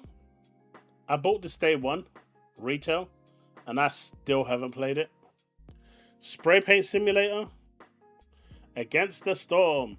Persona 4 Golden. I didn't even know was there, to be fair. Interesting. Crypt Custodian. I don't watch Peppa Pig.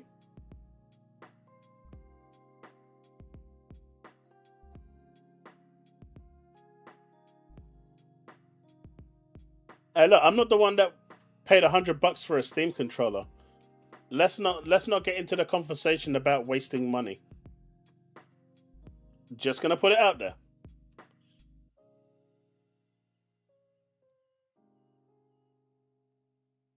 These guys are literally buying Steam controllers so they can throw it on the floor so they can hear the controller scream.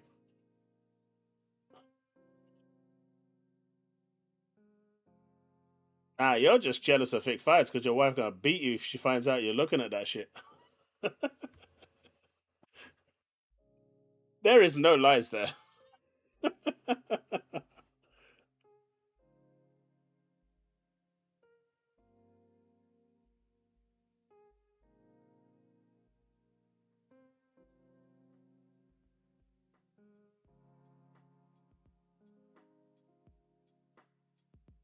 Yeah, it's the Wilhelm scream.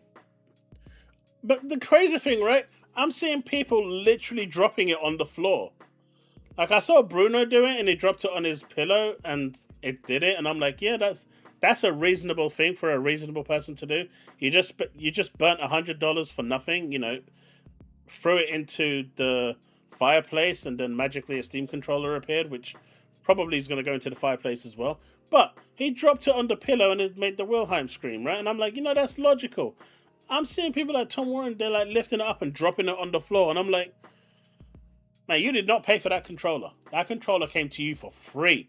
There's no way that you're gonna pay $100 for a controller and just drop it on the floor.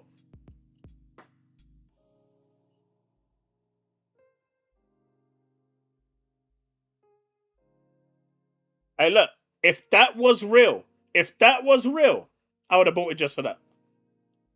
No lies. I told you that on social media as well. If that was real, I would have bought it just for that. Just so I could have made some memes out of it.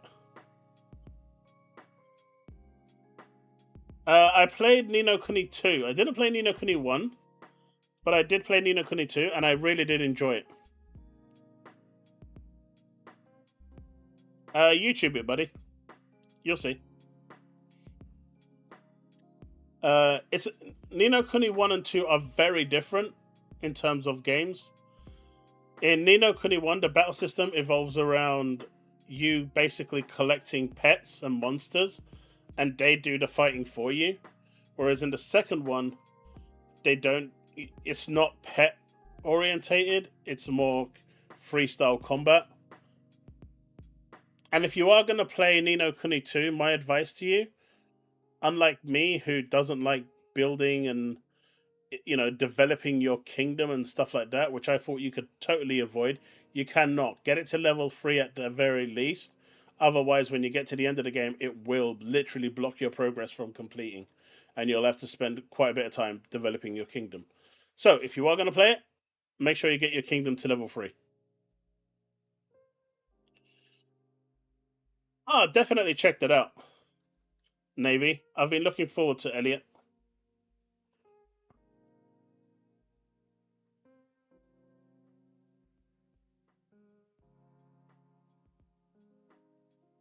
Persona 4 remake, yeah.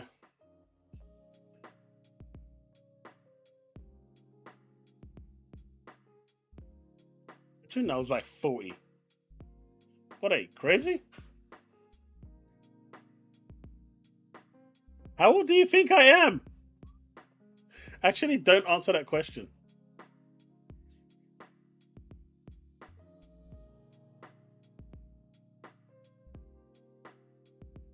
Did you guys see this long post from MBG?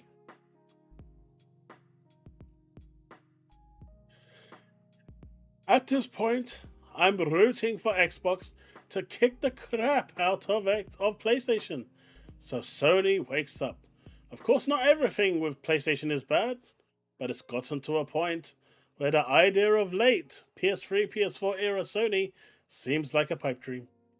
You know, the version of PlayStation that acknowledged they had a fan base and actually communicated with them, actually made attempts to listen to the fans and take in some level of feedback, or at the very least, attempt to drum up some genuine excitement around the brand. I mean, they've got no games. They cancelled 13 games. This generation is over for them. The only thing they can do is leverage third-party games at this point to try and bolster their collection. We all know they are a corporation and it's business at the end of the day.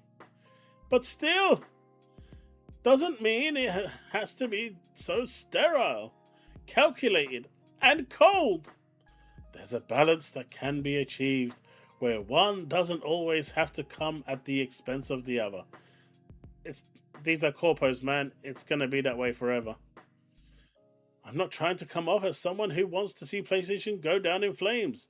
Just a fan who feels like there's barely any excitement anymore covering PlayStation. Because there's no competition. Zero competition. Sony doesn't need to try. They just get everything. And so they don't need to put any effort in. I've been screaming this from the rooftops for ages. Competition is good. It keeps both parties on the level, delivering great things for consumers.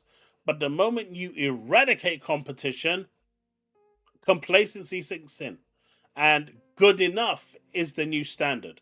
And that's what we've been getting with mediocre releases. Every week it's some bad news, and when there is some good news, there's always something right next to it to offset it instantly. That's been most of the PS5 generation, unfortunately. A very based response from MBG.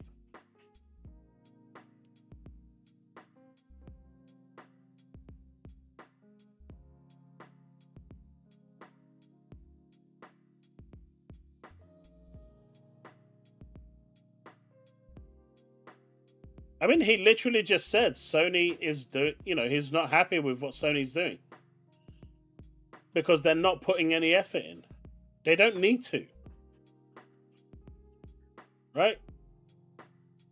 By de facto, they're the first choice for companies that have to pick a platform because studios can't afford to make the games on all platforms. So they will beat Xbox every time. We've seen this with AA and indie games and single A caliber games. They skip Xbox all the time. PlayStation is never skipped. Sony knows this. They also know that Microsoft, for whatever reason, is not going to skip PlayStation. So they don't even have to worry about that. Even if they're having a bad time, they know that Xbox games are going to continue coming. Whether it's from Activision, ZeniMax, or Microsoft Studios, they're still going to keep flowing through day and date for the most part. Even the tentpole titles like Halo, Gears, they're all going. Right? PC games, I mean, the majority of those PC games that people call exclusives, they're not games that console players would even look at. And the ones that they would is few and far between. The only one that really springs to mind that hasn't gone to console yet is Half-Life Alyx. And Valve is holding that as an exclusive to Steam. Because they want it to be some form of a reason for you to go to Steam and get, involved with their store. I get it. It makes sense. Exclusives, right? But they've become complacent, and that's because there's no competition.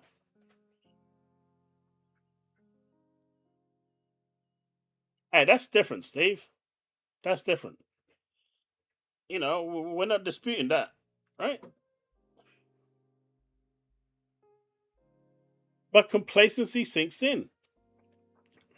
And this applies to all of them.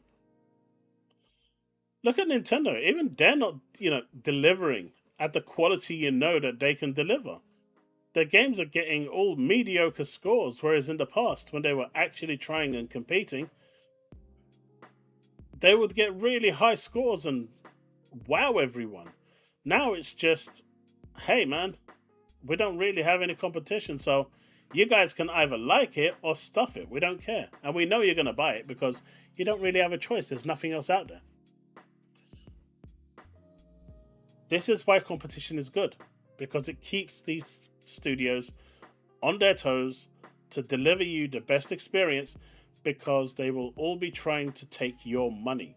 And whichever experience is the best is the one that's going to take your money. And so they will always be trying to one better themselves. He's finally understood the value of competition. And I think that's a good thing.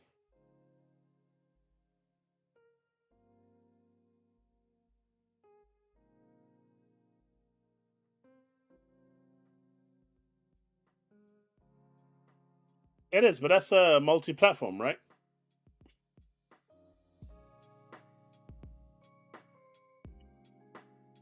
These are the confirmed specs for the Valve Steam machine. They've been revealed.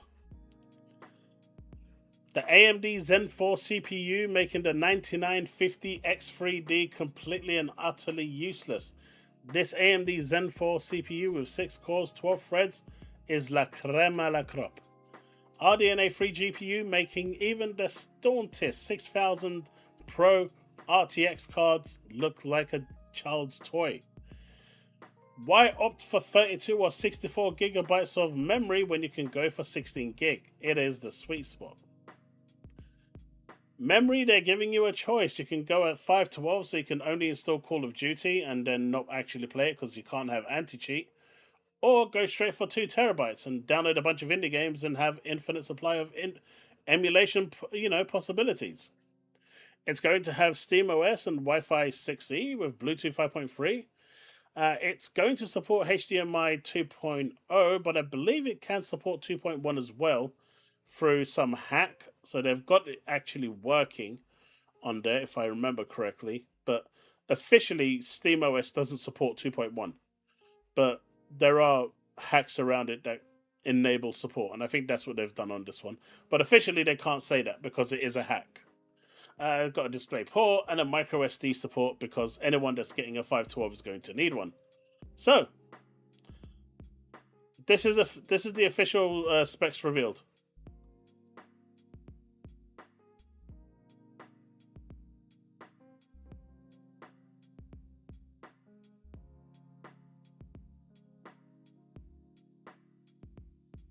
Navy, those Half-Life 3 isn't going anywhere. That's staying on Steam. That is staying on the Steam. That's staying where it is. You know this. You know this. Come on.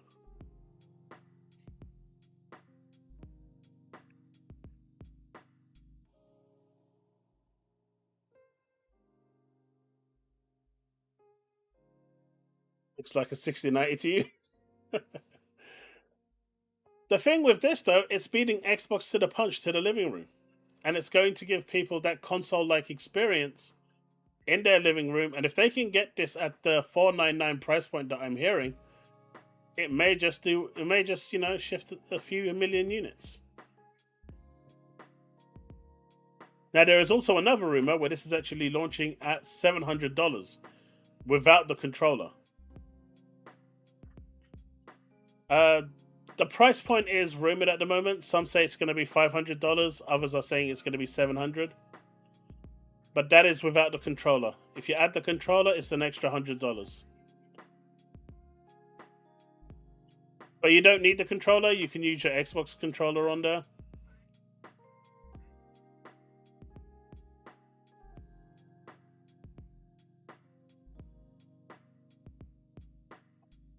Are you talking Xbox PC or Xbox console?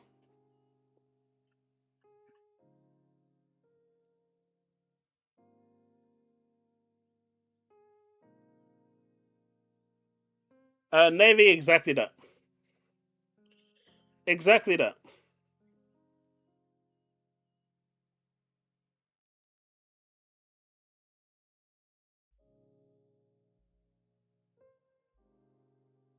Don't you have an Xbox Series X, Brothers Grimm?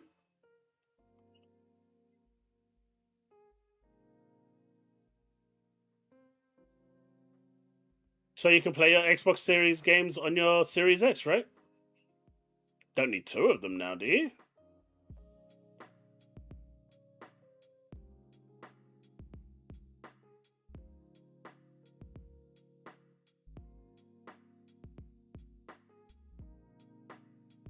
I expected to sell a few million. Like I was telling Bruno the other day, if I was Valve personally, I would price this machine at $399 and push it out there. If I really wanted to disrupt the market with PC gaming in the home as a storefront and really push it out there to compete, $399, push it out, subsidize it to that point. It's a no-brainer. People will buy it.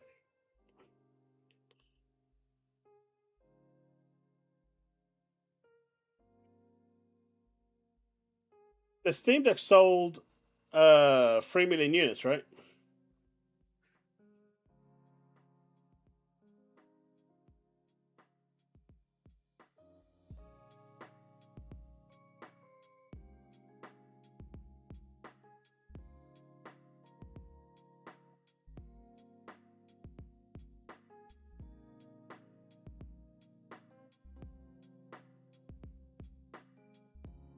Eight what?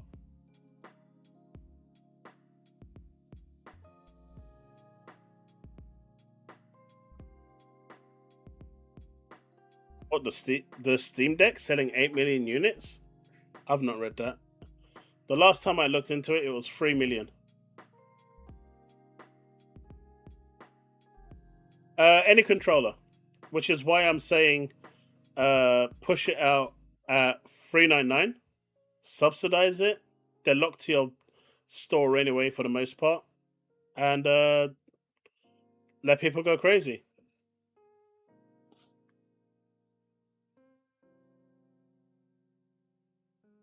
That's what I would do if I wanted to disrupt the market.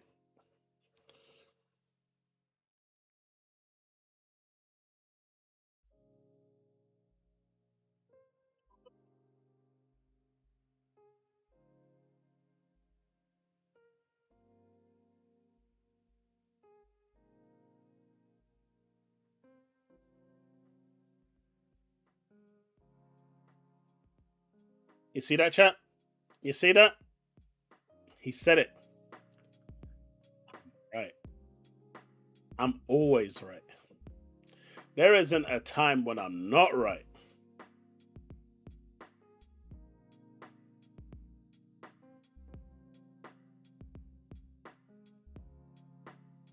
He's gonna try to twist it now, but he's already said it, so it's done with.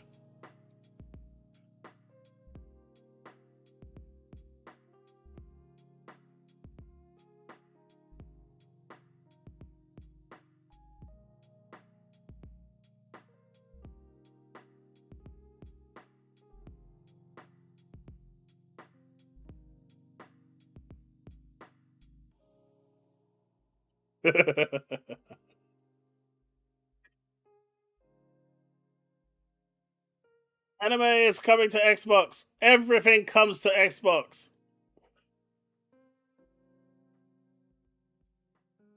Wait, what's Reforge's line? Hang on a minute. Who stole my line? Who? What line is this, Vince? Because that's my line.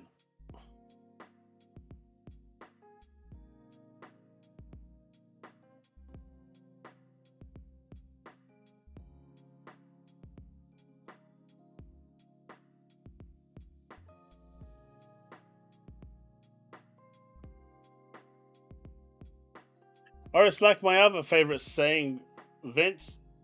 I'm not saying I'm always right, but I'm never wrong.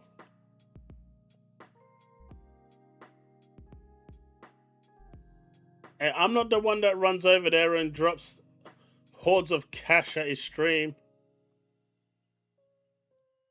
Right, Steve?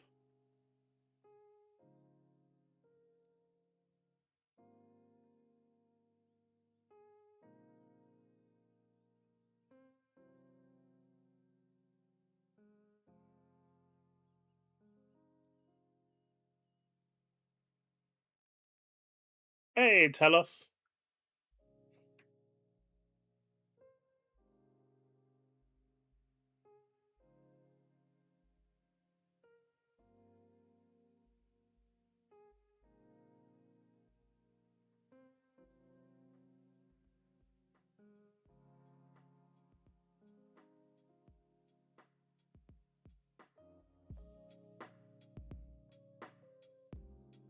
Exactly, Steve.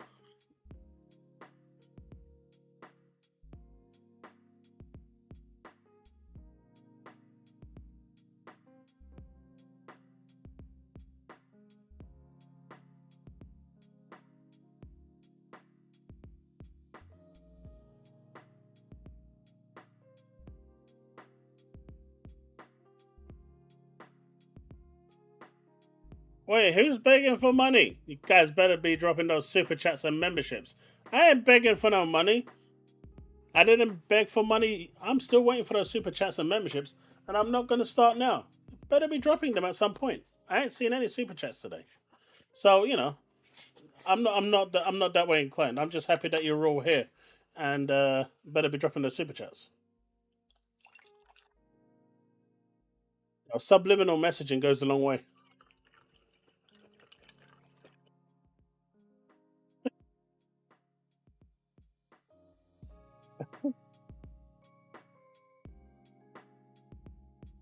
You'll just say yes. All right, guys. He agreed to send me a 5090 graphics card.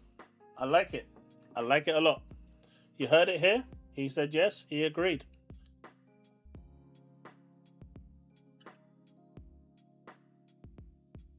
What, the £2 billion one?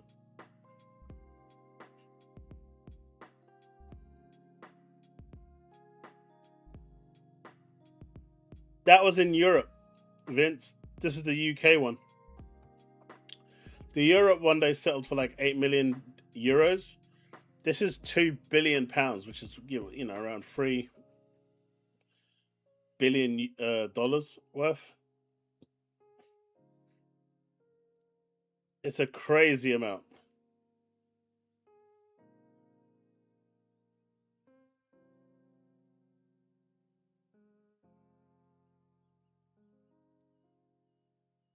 There you go. You see, it works. Thank you for the super sticker there, Banisher. I appreciate you.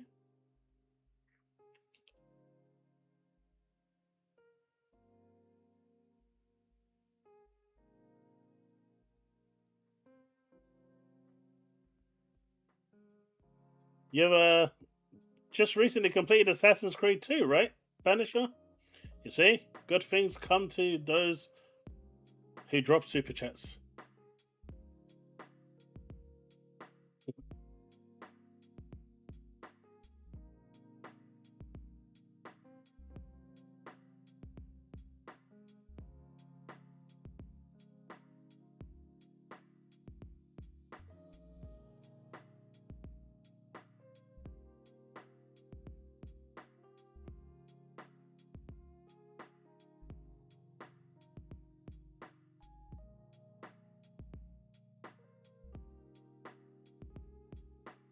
I know, Bold Alpha Wolf. I was gonna say the 6000 Pro RTX at 96 GB, but I figured I didn't want to be greedy.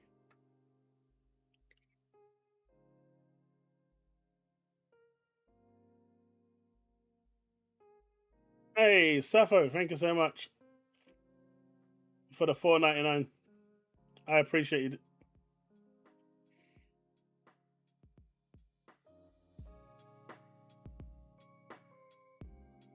Has everyone here played Forza Horizon 6? Am I the only one here that hasn't played it yet?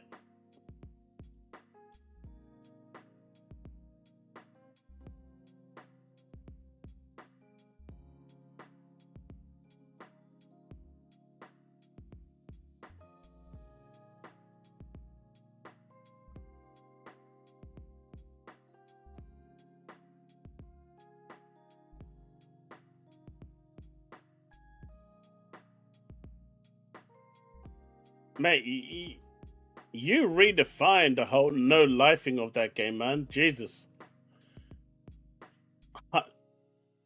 100%ing it in like one day.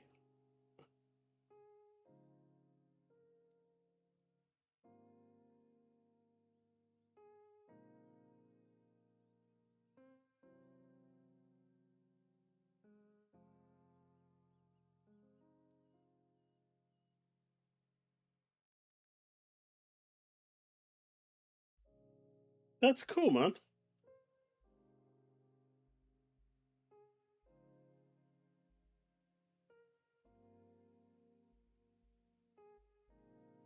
You're on it at the minute. That's what we like to see. That's what we like to see.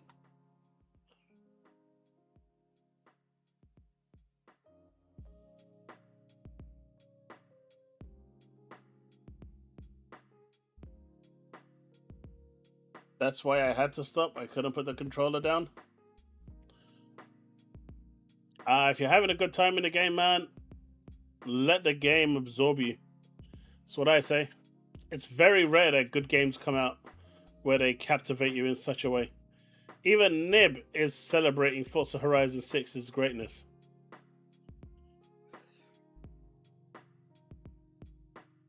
Mate, he is still crying about the premium upgrade.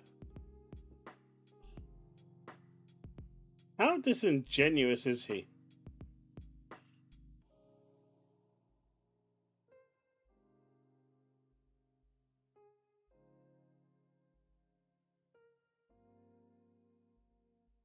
Alright, to those people that have played Forza Horizon 6, how true is this? Is gameplay affecting progression and early access locked behind a paywall?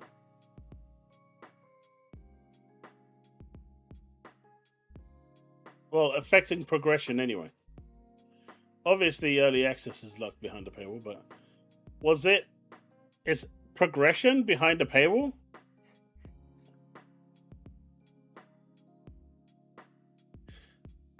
Hey, look, Protocol, I know he's your Lord and Savior, but he is no Lord and Savior of mine.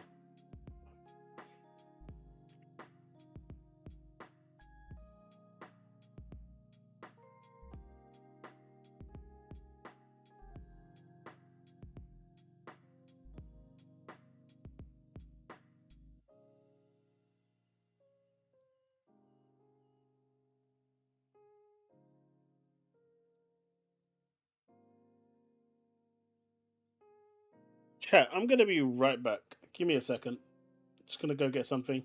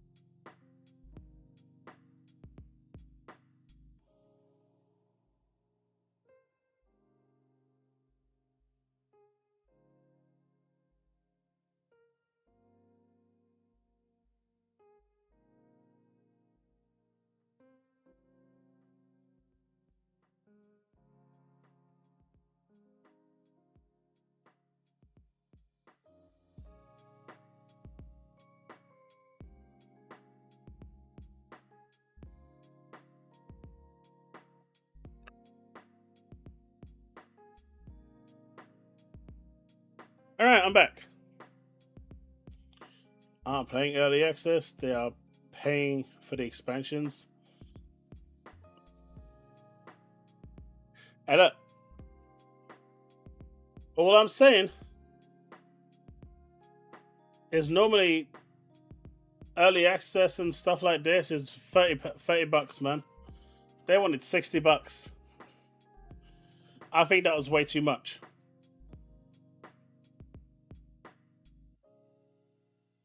Hey, look, we all need a commercial break every once in a while. I was just going and checking up on Luna. She was making weird noises. She's been a little, like I said, she's been a little kind of reserved today. Kind of, I don't know, a little kind of shut off today. And she's been really tired. So just been keeping an eye on her, really. No, it didn't. It cost you $40.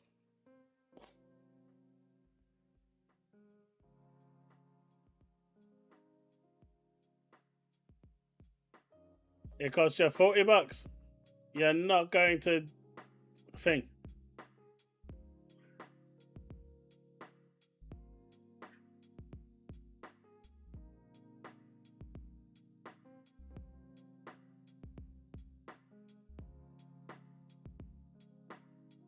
Yeah, I think she's finally actually properly landing on her heat phase, which, we're keeping a close eye on. Where is that thing I wanted to... There we go.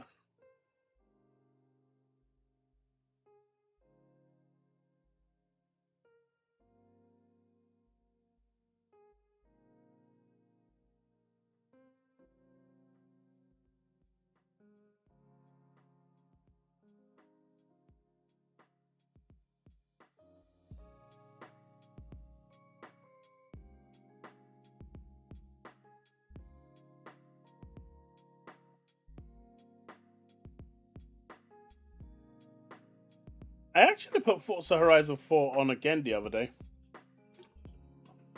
It still looks amazing. I know, Bullets. I know. I know.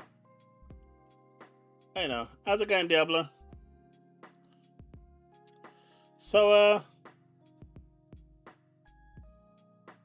Polygon has decided that they want to compete with PC Gamer. And Xbox is fighting to stay relevant, even it means inviting backlash. I don't even understand that. They've gone crazy.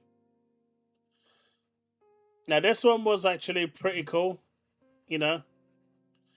It's true, Discord was made by a Final Fantasy XI player. The reason why Discord exists is because of Final Fantasy. Now, for all of you out there that are trying to badmouth Final Fantasy and say it's this, your favorite app that you use to chat on every day wouldn't exist without Final Fantasy. I just want that to sink in. So every time you go onto Discord and use it, you are embracing Final Fantasy.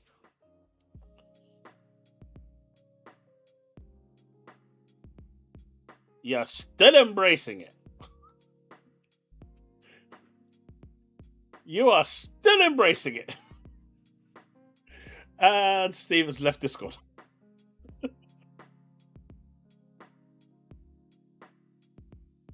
Darkseid is nice. Apparently, Timmy thinks by 2032, Xbox will make COD exclusive to Xbox.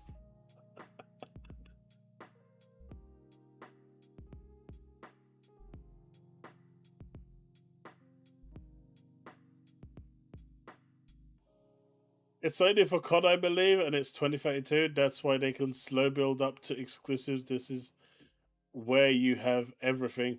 The idea to me is when Helix drops, you drop Steam support. Why are they going to drop Steam support when Helix drops? You drop that shit now if you're going to do it. You build up to a full-on thing. You can have Windows PC, I guess, but I dropped that too. What? So he wants like a full-on console exclusivity. Like, go bye-bye with thing. But him thinking COD is going to be exclusive to Xbox in 2032.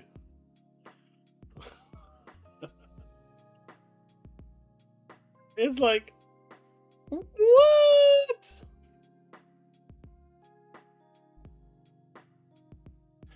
COD will never be exclusive, man.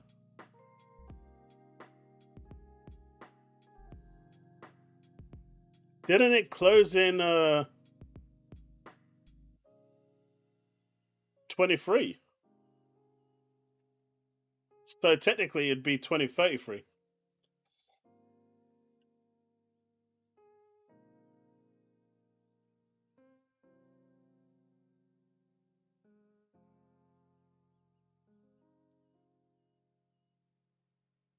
Yeah. So good luck to him, man. Whatever, wherever the journey takes him, let it be. Because that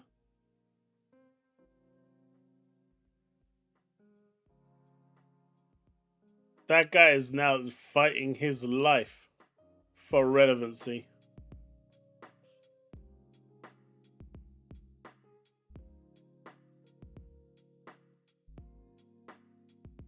The 10-year, it's not the court ruling so much, it's the 10-year contractual agreement that Microsoft made with these studios and publishers.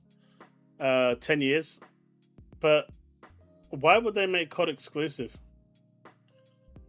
There's no reason for them to make it exclusive.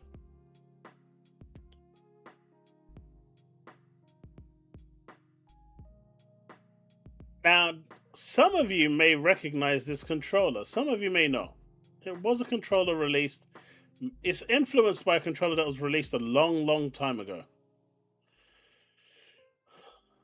How it's been going downhill for years? Are we sure it won't be? Just also by then.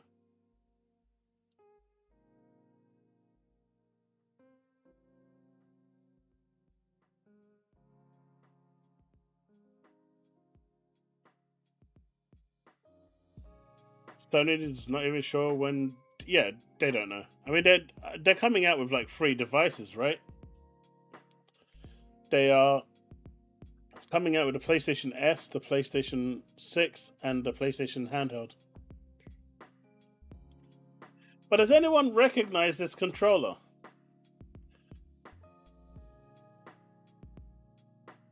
It has taken huge influence from another controller that was released years ago.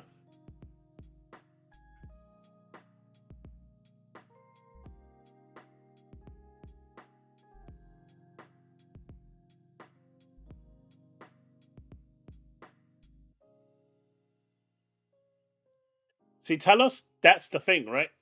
That's the thing.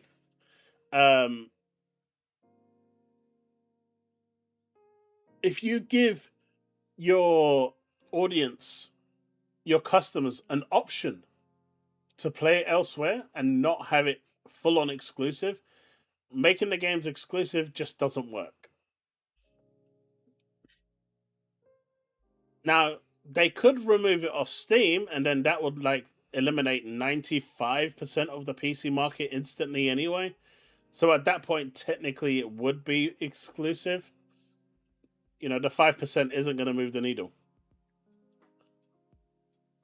Man, Woodpit is the closest one. But it's not the PS1 controller, but it is during the PS1 era. But man, you're the closest one. It's not the Batman controller. Not a GameCube controller.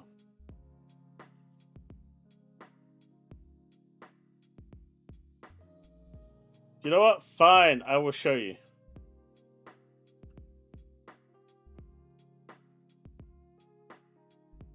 The Namco Ridge Racer controller. They've taken this, taken huge influence from it, because that's the steering wheel. I swear I've still got this controller somewhere in storage.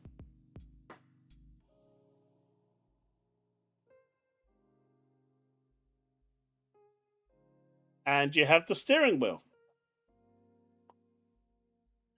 That is the steering wheel for your gaming. They've removed the second analog stick and the D-pad. I don't know what the hell these are.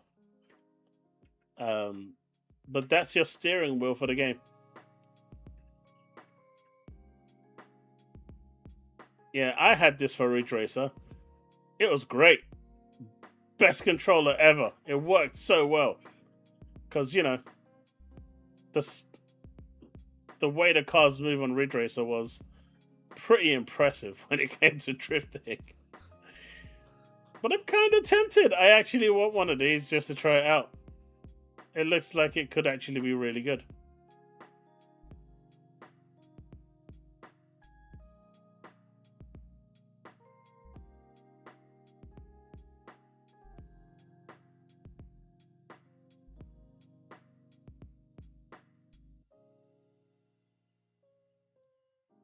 The controller, yeah, I enjoyed it. It works really well with Ridge Racer. I mean, it was designed for Ridge Racer.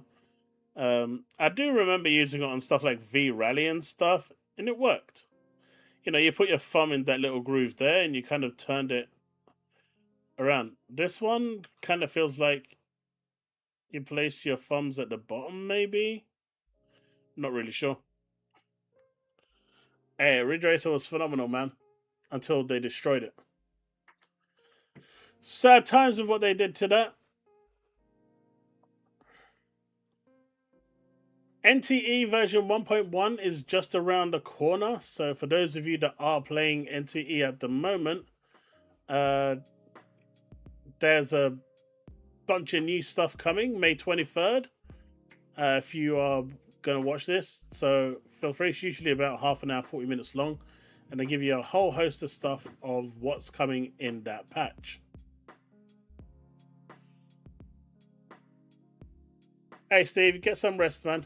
I hope you feel better, dude.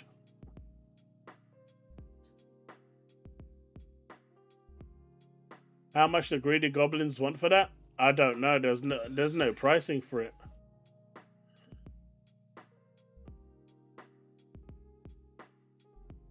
There's no pricing for it.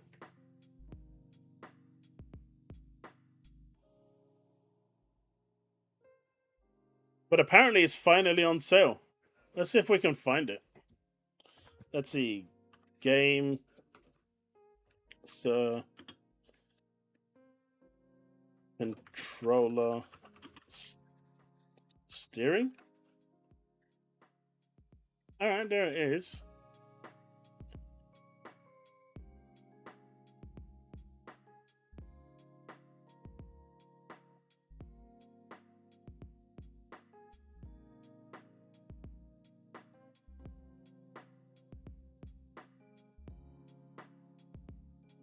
Let's have a look here. Let's get it done. By the way, folks, I really appreciate the support that's been shown on my YouTube channel. It's really cool that you guys are enjoying the videos and turning up to them. I really appreciate it. And I do appreciate the support shown today. I appreciate it. Remember, if we hit 25 members by the end of before the end of the month, I will have something of a surprise that many of you will enjoy. So, see if we can actually hit that. Let's see. Alright, so, here it is. It's not the price, per se, but it is Gizmondo actually, checking it out. The GameSir Swift Drive, a kind of racing controller that probably is the most unique racing controller I've personally seen. So you get something like this, your regular yoke, but this has a full force feedback steering wheel right in the center of the controller. Otherwise, it's got a 2.4 gigahertz connection, Hall effects, sticks, but really you'll have to hit the goal to find out. Wheel and the force feedback, the rumble motors that they got going on that really sets this thing apart. So it's coming out in Q3 this year, targeting around $150. This is just an early prototype that they got cooking up, but the final design is going to look a lot more clean, you know, the regular kind of GameSir look that they already have well established in their brands. And as you can kind of tell, it's probably the most unique racing experience you're going to get with the controller right now. And it doesn't even have a right thumbstick or a typical right thumbstick. It the just duality has of man. little mini right thumbstick that kind of acts as a little nub for, you know, just looking around your car. So there's more that's really cool. weird and wacky tech here at CES. So check out gizmodo.com for more. So this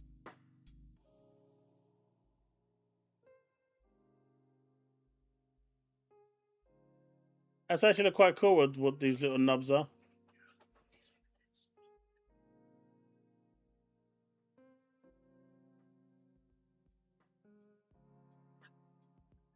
I think 150 is a bit too much though.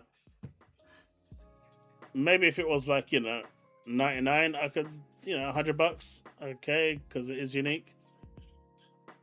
I did like that steering wheel that they had.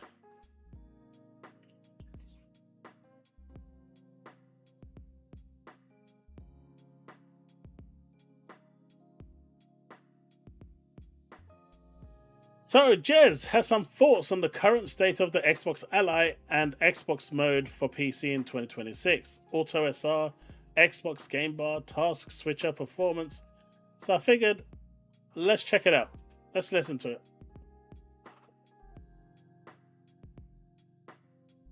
Hey guys, it's Jez here from Windows Central Gaming, and also...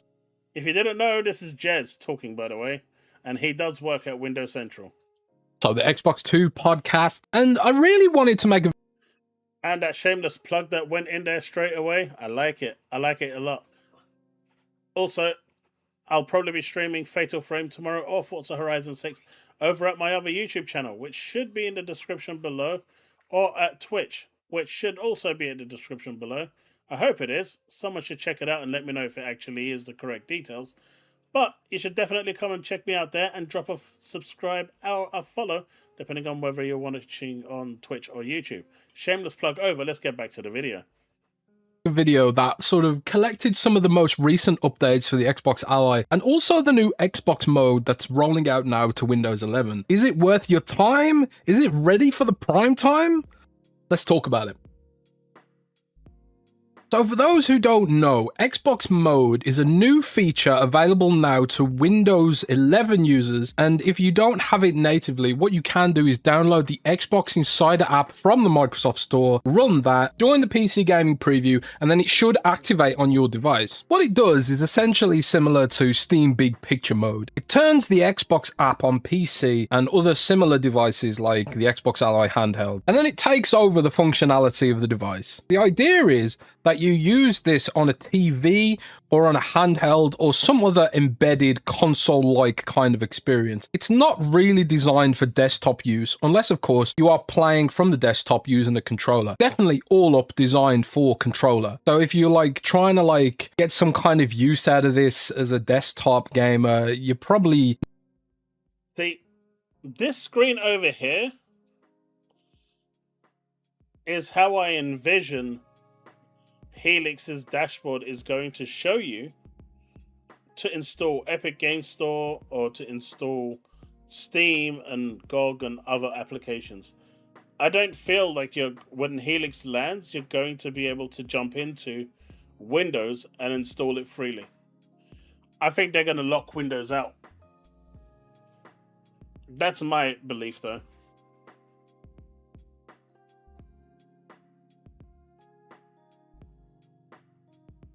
The guy that made Cyberpunk ROG Ally X limited edition looks awesome. I'll put that on screen in a bit. Not going to enjoy that. What it also does is disable some background tasks that aren't necessary for gaming, freeing up some RAM, that kind of stuff. It's not going to be transformative for game performance on your device in any way, shape or form, but it should help a little bit in certain scenarios. Obviously, the place I tend to use this the most is on the Xbox Ally X and the Xbox Ally. These are kind of like the canary in the coal mine devices for this feature, and it's been here where Microsoft has mainly prioritized development. The problem with this feature is that so much of Windows exists on the desktop, and the Xbox mode disables the desktop. So to do things like tweak display settings and some other sort of more nuanced Windows features, you often have to exit into the desktop, plug in a mouse, and jump through all these extra hoops. That's obviously not a great experience if you're trying to use the device like a console or a handheld, or you're trying to use a Windows PC connected to a TV to create like a sofa kind of experience, right? It's not fun. It's not fun. What we have now is that a lot more of those more granular Windows features are available straight in the new Xbox Game Bar, which is accessible on Xbox Mode devices by pressing the Xbox button on an Xbox controller. You can now easily dock the Xbox Ally or a PC and then very quickly and easily tweak display settings, resolution, frame rate of the display, and all that kind of stuff. This follows on from other work Wasn't this already... I mean, I get this whole display thing being on the actual thing, and I do believe that they need to do more work on this. I shouldn't ever need to, like, even on the Xbox Ally, right? I should never need to go into Windows in order to just do basic things like update and stuff like that. I should be able to do all of that on the GUI. And it's crazy to me. After all these years, they still haven't managed to do that. But that's where they need to get to. They need to get this to the point where you can do everything you need to do for the machine itself through this, online GUI. Microsoft has been doing to make Windows overall more controller friendly. You can now set up Windows out of the box using an Xbox controller. You can also log in via the lock screen, also using an Xbox controller. You can enter your PIN using the buttons instead of having to reach for a mouse and keyboard, so on and so forth. There's still a lot of Windows settings and things like that which aren't available yet in the game bar or quick settings menus, but they are gradually appearing, which is, a step in the right direction. But there are still They need to stop taking a step in the right direction and start taking a giant leap for mankind. very many other steps I would really like Microsoft to take when it comes to the Xbox Ally and Xbox Mode in general. The performance of the Xbox app is still not good enough, especially on that initial load after booting up your system. The controls are really unresponsive. Navigating around the store pages and backwards and forwards feels really slow and sluggish. Another thing that annoys me, how many separate store systems are sort of overlapping here. Even Microsoft's own storefront doesn't always work very well. Absolem, for example, is a fully Xbox Play Anywhere title. Microsoft's even advertising this in a sale right now, and the play button just isn't there. Similarly speaking, Microsoft's own game, Diablo 4, requires you to use a Battle.net extension and then open up into a separate launcher in order to run it. These kind of idiosyncrasies are really irritating as a, primary I agree with this. Everything that's available in Battle.net should be available to launch natively through the Xbox PC app. The fact that you can play certain games, the fact that certain games aren't available on the Xbox PC app and they're available through other launchers that Microsoft owns is idiocy. If they can't already combine, their launchers into one, I don't know what to say. Console gamer, and particularly if you are trying to use these devices like a console experience, either on TV with a controller or on an Xbox Ally, it's not fun. There's a lot of polish work that still needs to be done here. Furthermore, when I was trying to show this next feature, which is Auto Super Resolution on the Xbox Ally X, I was having a nightmare getting it to recognize the controller. For some reason, the Xbox app still struggles to transfer control of an Xbox controller from the Xbox Ally's embedded controller to an external controller.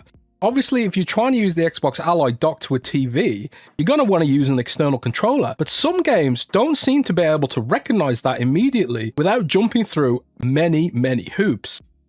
I've actually experienced that. I can't remember what game it was with. I think it was Bullets that I was actually talking to at the time with the game. I can't remember what game it was, but I've experienced that personally myself. It took a little bit of fiddling before the controller actually worked.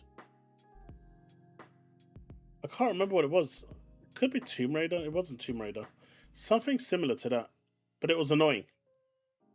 Expedition 33, that's the one. It took a lot of fiddling around to get it working, but now that it's working, it's fine. But, that level of inconsistency, they can't get away with it. Another polish issue which Microsoft is either going to have to solve with a native solution or with better documentation or rules for games that do upload their content to the Xbox PC ecosystem. But on that point, one of the more interesting features that Microsoft has shipped to the Xbox Ally X and presumably will be appearing on the Xbox Helix ecosystem in some form is this new Auto Super Resolution feature. Now, the way this works is it takes a lower resolution image and then uses the MPU on the Xbox Ally X specifically and upscales it to something that's a lot more crisp and sharp. I've got a couple of examples here. First of all, I've got Silent Hill 2, which is very unoptimized for the Xbox Ally. This is a game that doesn't even have lighting effects unless ray tracing is turned on. So, you know, as you might expect, the Xbox Ally is not particularly great at handling ray tracing effects, which can be quite processor intensive. So what you can do is lower the resolution to 720p, and then you use auto super resolution to reclaim some of that. I've done that personally myself because I've got a dock for it, and I did actually put a review out for when I was reviewing the dock. I'm pretty sure I showed game footage as well. It runs fine. The only difference is the power supply that comes with the power supply that comes with your ROG X isn't powerful enough to power the dock and the console at the same time. You need to get a 100-watt power supply to cater for both. Otherwise, you'll be limited to 25 watts instead of the 35 watts. But other than that, it works fine. Woodpit, kind of. See, Auto SR takes the final frame and then fixes the final frame and does what it needs to do, whereas Pisser works throughout all the frames. They both come to the same goal, it's just a different way of doing it. At sharpness and pixel density. In other games that are very well optimized for the Xbox Ally, like Lies of P, you can boost the frame rate a ton by setting it down to 720p and then using auto super resolution to get the picture sharpness. One of the irritants of this system, though, is that not every game handles it in the same way. It's not often clear how exactly you get auto super resolution to turn on in certain games. Forza Horizon 6, for example, it doesn't seem to work at all. When you enter a loading screen, all the resolution settings change, which knocks auto super resolution off. Some games need to be restarted before auto super resolution will take. Some games seem to require that the display... It's literally in preview, man. Come on. It means they're still working on it. They just pushed it out so people can have a look. I get there's problems with it, but geez, it's not a finished product. Guys shitting on it like it's a finished feature. Resolution is set to a native 720p, whereas others will happily accept like an in-game resolution of 720p. Woodpit, it is Auto SR is what they're working on. It's very, very irritating. It doesn't just work. Now, if you're a PC gamer, you're probably used to having to jump through hoops to get the most performance out of your games. Or if you're like more traditionally a console gamer who just expects things to work straight away out of the box, you might find this feature particularly irritating. Silent Hill 2, for example, is very, very poorly optimized on the Xbox Ally. You have to tweak a ton of settings to get it to a place where it's even playable. It doesn't just work out of the box. And I think this is one of the uphill struggles Microsoft is going to have with its own ecosystem. Developers simply aren't prioritizing Xbox PC in any way, shape, or form. Even if they do. And do you know why they're not prioritizing it? Because they don't have to. They prioritize it for Steam because Microsoft is releasing their games on Steam. Now, if that wasn't the case, and Microsoft decided we're going to keep our games on Xbox PC only and, push the launcher and grow the fan base, then they would. But if Microsoft isn't going to bother to care about their own launcher, why should anyone else? Release their games on Xbox. Oftentimes they become abandonware. They're not updated, they're not optimized, and devices like the Xbox Ally are often left wanting. A good example of this is a game called Still Wakes the Deep. Absolutely phenomenal game, and it's been Terry Crews, certified. In fact, he's actually publicly made it clear that if they ever do a live-action movie of Still Wakes the Deep, he wants to be in that movie because it's one of his favorite games of all time. I mean, that is totally based. That game is phenomenal. I highly recommend you play it. The Xbox PC version does not support DLSS, whereas the Steam version does have DLSS support. They're both PC games, but the Xbox PC version does not have the DLSS support feature. You can't enable it or disable it. Whereas on Steam, you do have the option. Xbox CEO Asha Sharma recently commented to staff that Microsoft is not up to par on PC. She acknowledged the frustration that players have with how Xbox has been showing up on PC, and for sure, a ton of work and a ton of polish has been leveraged to get Xbox into a better position on PC. So I can't fault the amount of work that's gone in here, but it's still just not good enough. Microsoft really has its work cut out because Steam OS is... Yeah, Terry Crews, the actor. Vital. If I want my launcher to be successful, I need to give people reasons to launch onto that platform. Right? And if you want to play Doom, you want to play Elder Scrolls 6, or you want to play Forza Horizon 6 on a PC, you need to come to my launcher to play it. Anything that's Xbox, Microsoft, you need to come to my launcher. One game or two games going to Epic here and there. That's, what Epic did with Alan Wake 2, which I still don't blame them for, by the way, because no one was funding it. And Epic Games said, we'll fund a game and we want it exclusive, which is fair play. That is exactly what Sony does all the time. But no one cares if Sony does it. Everyone cared when Epic does it. Even though it's just a free download for a launcher on PC, right? But if you basically say, all these games here are available, eventually public opinion is going to change and people are going to start using it. The more people that start using it, the more popular it's going to get, the more users it's going to garner, and eventually publishers will turn around and say, look, this is actually growing. Maybe we should actually start supporting this launcher more regularly. And that's how it works. It's the same principle that I have with the Xbox console. If you don't give people a reason to buy your console, companies are going to skip the games. And we see games skipping. Maybe not the major ones right now, but a lot of the indie games and a lot of the AA games are skipping and they're not launching because the base just isn't big enough. It's the same principle. This is why I keep badgering on. Even though console sales aren't the be-all and end-all, they do fundamentally, show studios, hey, there's 80 million consoles out there. We get an average of about a 5 million attach rate when it comes to selling games. And so that then becomes, hey, it's actually looking like we might get a return of interest.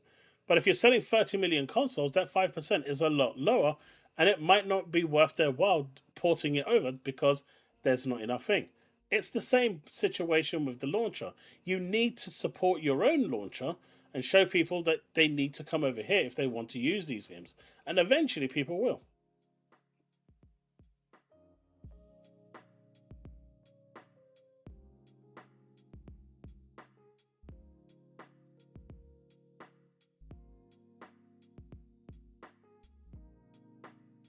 Sorry about that, chat.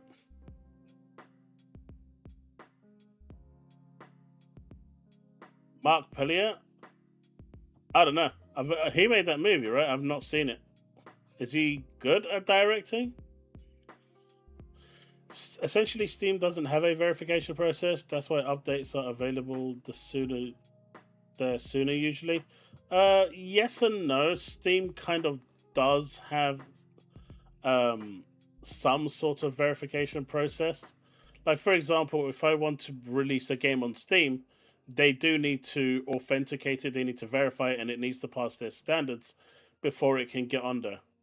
There was a couple of indie games that I'm actually that I was following, and they got delayed by like 6 months because Steam was just pissing them about and not passing it, and wasn't even telling the indie developers what they were failing on. So they do have their own thing. But it's nowhere near as bad as what the consoles do, right? Where they have to pay them money in order to go through a whole QA process, in which, they don't probably do anything, considering how broken the games turn out. Roaring into the picture at a rapid pace. Microsoft has a whole initiative to boost the performance of Windows specifically. That's because the game just wouldn't boot, Woodpit. The company Pearl Abyss basically didn't give two shits about the PC app, and my understanding of it was it where they fixed the time for all of them to enable and go live? With the PC app, they forgot to set the time. Still Wakes the Deep, directed by Markiplier, starring Terry Crews. Markiplier directed a horror movie that held first in box office for a while. XD. Oh, nice. Then, yeah, that could work, man. That could absolutely work. Thank you for the $5 super chat. That could absolutely work. Dude, I would watch it. And Terry Crews has already said he would love to play that role. So, massive based. If you haven't played that game, seriously, I highly recommend it. It's like anywhere between 6 to 10 hours long, depending on how you played the game. It's so good, though. And the DLC is just as good. But yeah, with Crimson Desert, the game didn't unlock when it came to, the release day. And you had to basically disable your internet and launch it. You had to go through some crazy hoops to basically trick the game that you're launching that it's ready and it's available to play. But this is the thing. You would never see that happening with Steam. You would never see that happening with Epic Game Store. But these situations consistently happen with the Xbox PC app or, game skipping platforms. I mean, look at it. What game is it? The first one that was played anywhere, and the second one isn't even releasing on Xbox.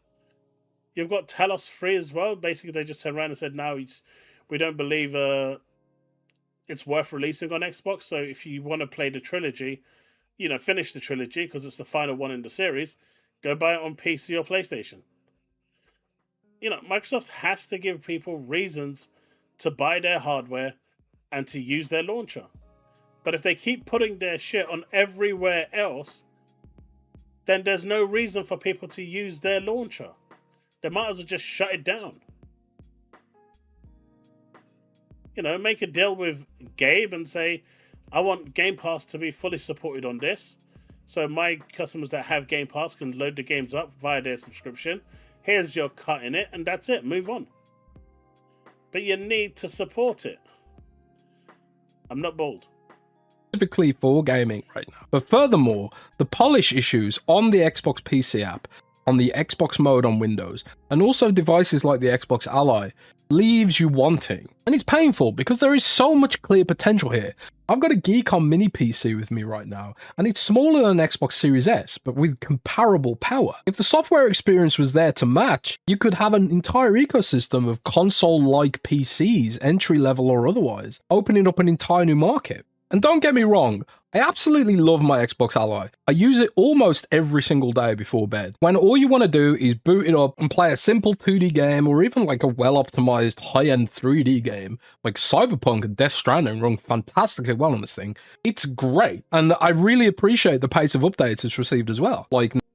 I agree. I absolutely love my Xbox Ally X. I use it a lot. Like when I'm just chilling at home and if I'm watching, if the family's watching something on TV and I don't really want to use my PC,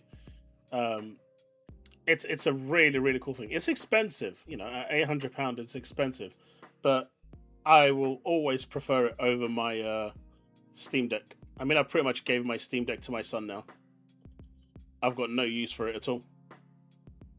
Now we have the proper Xbox achievement animation, for example, on these devices. But when you start to look a little bit further afield, outside of games that Microsoft is actively advertising, outside of games that are sort of promoted as being optimized on the system, the cracks do start to show. Now, the worry is for me is that Xbox Helix and the Xbox Helix ecosystem is supposed to run on this kind of environment. It's supposed to be a full Windows system capable of running Steam, Epic Game Store, and all that kind of stuff. Although some of those decisions were made by the previous administration, it doesn't seem as though that plan is going to be rescinded anytime soon. As such, if this is indeed going to be a full-blown Windows PC, a lot of these idiosyncrasies that exist within Windows need to be eliminated as quickly as possible.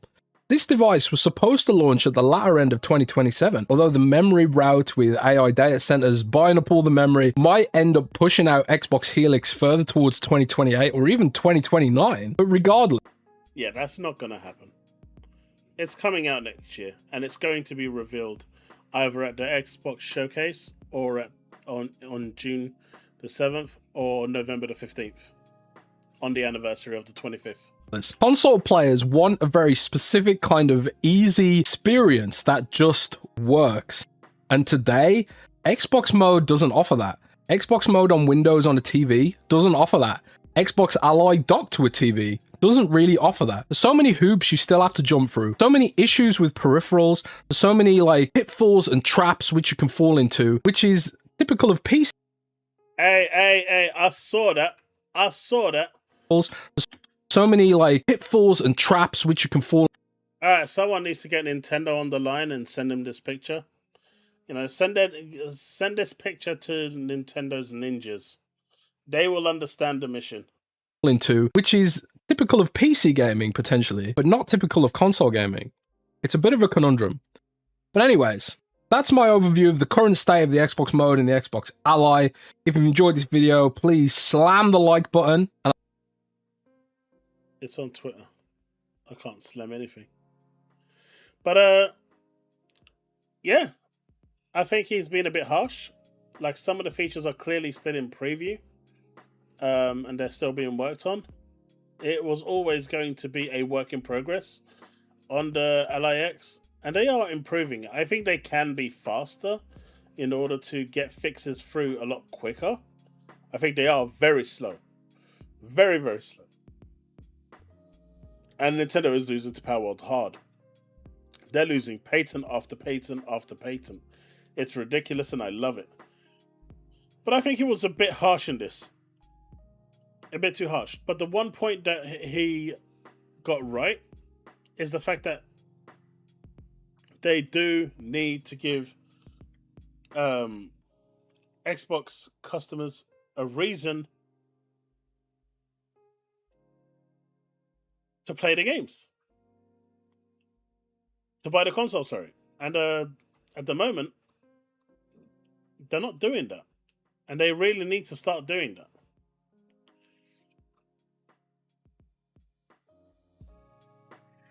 It's important. Despite what people might think, it is important that they get that right.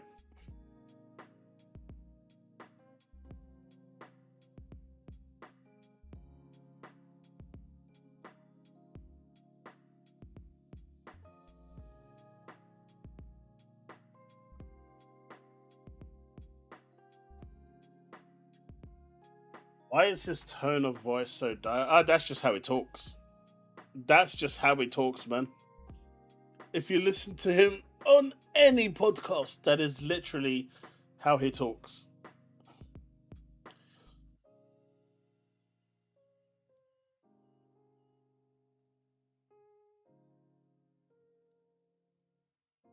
You know, it literally is how he talks. I wouldn't put too much emphasis on that.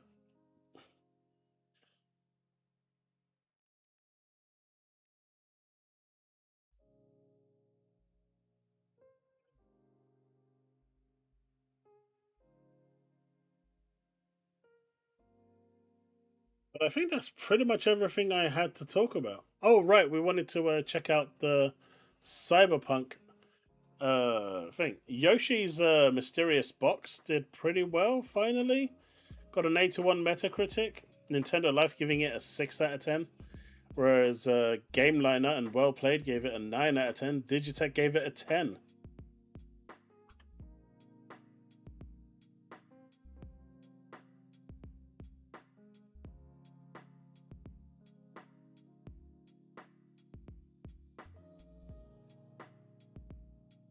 Let's see.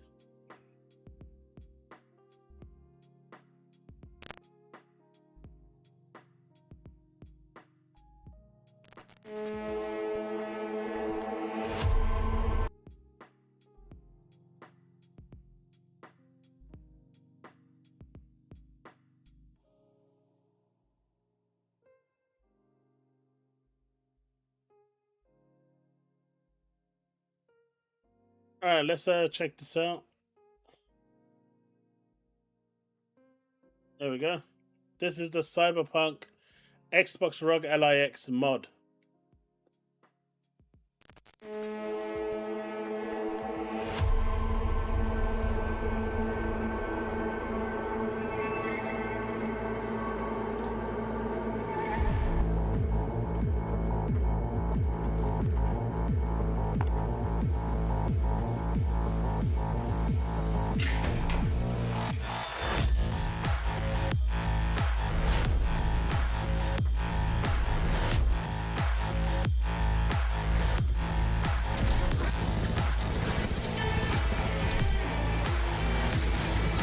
It does look really cool.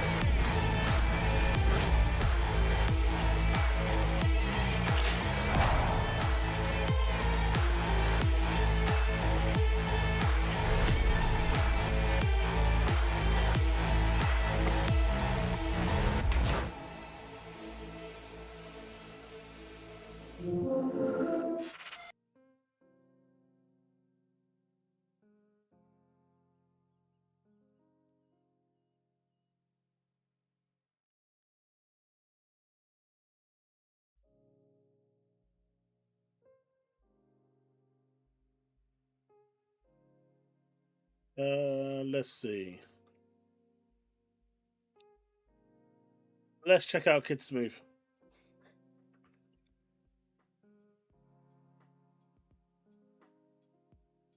Not doing Dreamcast guy. Can't stand him.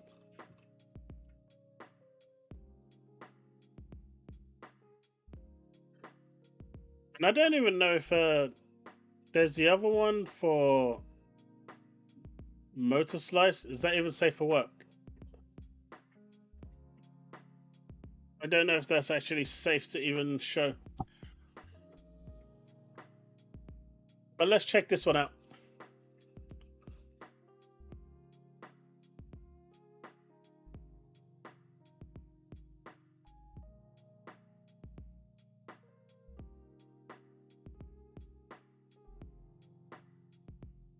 One sec, chat. Let me just do something real quick before we start this one off.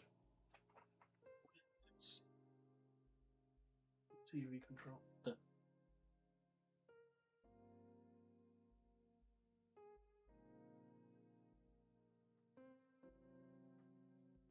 Give me 1 second. I just need to check something.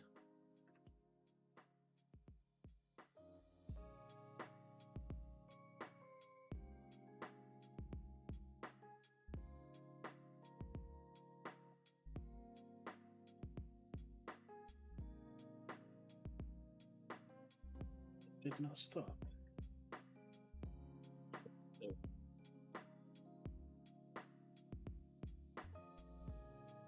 I've got to do my 15 minutes.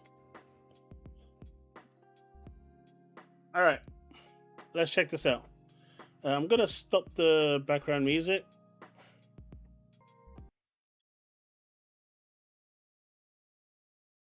What's up, everybody? It is the Best Bot Kiss Move back with a video, and today we got double confirmation. PlayStation had a town hall meeting where they confirmed that their single player experiences will no longer be launching on PC.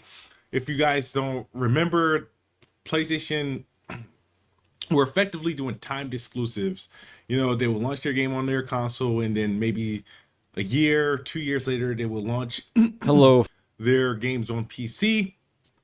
The whole entire PS4 / early PlayStation 5 slate have come to PC. The only games that haven't really come to PC are the latest Ghost of Yote and Saros. Their next game that's coming out is Wolverine, which won't be coming to PC, but they're bullshit like Helldivers 2, the marathons, and fair games. That stuff is going to continue to go on PC and whatnot. My thoughts on this is I'm a little frustrated. Obviously, I've, invested in my PC because the Xbox was being stupid. And I was like, well, PlayStation is pouring a bunch of their games to PC, so I'd rather just have one gaming station and get the best of both. And that's what I was doing for a while. I have a fair amount of PlayStation games.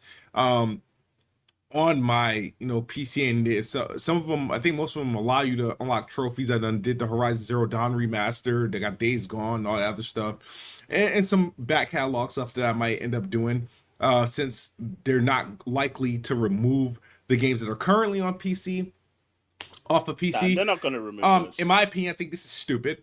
One, as a consumer, because it's like, hey, they're shutting me out. I already sold my PlayStation 5, my PS5 Pro. Personally, I don't regret it, because people are like, oh, you should have. I'm not buying a PlayStation 5 to play Wolverine. I wasn't a big of a fan of Returnal to show remote interest in Saros. So it's not that like I'm upset, but I don't see myself buying a PlayStation console and just to have it sit and collect dust for 10 months out the year. Like the last game I played on PlayStation, I believe, was either Spider-Man 2. So why make a video? Why complain about it? No, seriously, if you don't care about the PlayStation games and you don't care that they've come off or whatever, why even make a video complaining about it? I don't understand. Does anyone fix that logic for me? Or like maybe 30 minutes of Lego Horizon Adventures or something like that. I don't know. But it's been a while. And I'm just not going to buy it. But I think this is stupid, because it's like, I felt like you done ported all your catalog there, so you kind of start to develop some sort of fan base there that's on. We do, Woodpit. It was very little. I think it was something like 2 to 4 billion over 5 years. Or was it 2 billion, I think, in 5 years? It's not a lot. They didn't make a lot.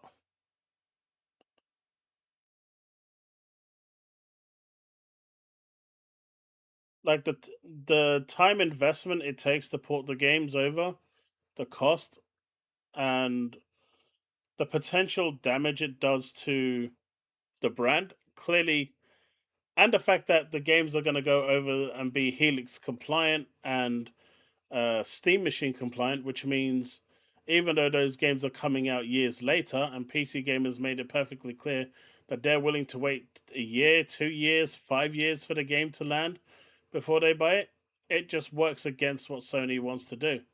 So removing it makes a lot more sense to them. And like you saw today, loads of people in my timeline who are PC gamers, only PC gamers, went out and bought a PS5 Pro so they could play their exclusives now that they know that it's not coming. So say what you will, Sony achieved what they wanted to achieve. They're increasing their market share. That was their game. That was their goal. That was their aim, and they're doing it. That platform, you had all the ingredients to just do your own launcher. You already made earning trophies on PlayStation games a thing. You've made a PC centric controller. You've done a bunch of shit, right? So yes, this is frustrating. It is very, very frustrating. I'm not even gonna hold you. I'm not gonna lie. But at the end of the day, with this initiative, personally, I hope all their games flop. I know that won't happen, but Saros and Ghost is a good start. These games really need to flop, honestly, to show that they're making a mistake by not releasing the games on PC. Now, I understand them not releasing games on Xbox and Nintendo, which they did. They Lego Horizon on Nintendo, Helldivers 2 on Xbox, but you can't rely on that. I understand them, though, honing their console, but my thing is, when you look at the PC, I don't see that. I feel like if you're gaming on PC, really, that's just where you're gaming. The only thing you would, I guess, pick up a console for at this point is Grand Theft Auto. But even Grand Theft Auto launches on PC. It just doesn't launch day and date. And I got to the point where I still have an Xbox at home, but I got to the point where, bro, I don't give a fuck about like PlayStation games. They release too far in between, and they haven't been good enough, so it doesn't warrant a price for me. And so why complain about it? I'm so confused. Let's see what chat is saying. I can't wait for the PS6 so I can get Telu Remaster Super Championship Edition Turbo. You missed Ultra. Super Championship Ultra Edition Turbo EX Plus Alpha Edition.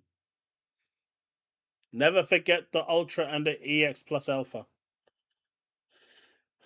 He might consider buying the games if they're available on PC, but he isn't interested in them enough to buy a PlayStation. That's why he makes the video. Fair. I mean, okay, but not enough people were buying them. I don't know any PC players who went out and got. I saw a number of them on my timeline today. That's what mine does. I mean, I haven't used my PS5 in a long time. Fatal Frame is the first game I've played in a while.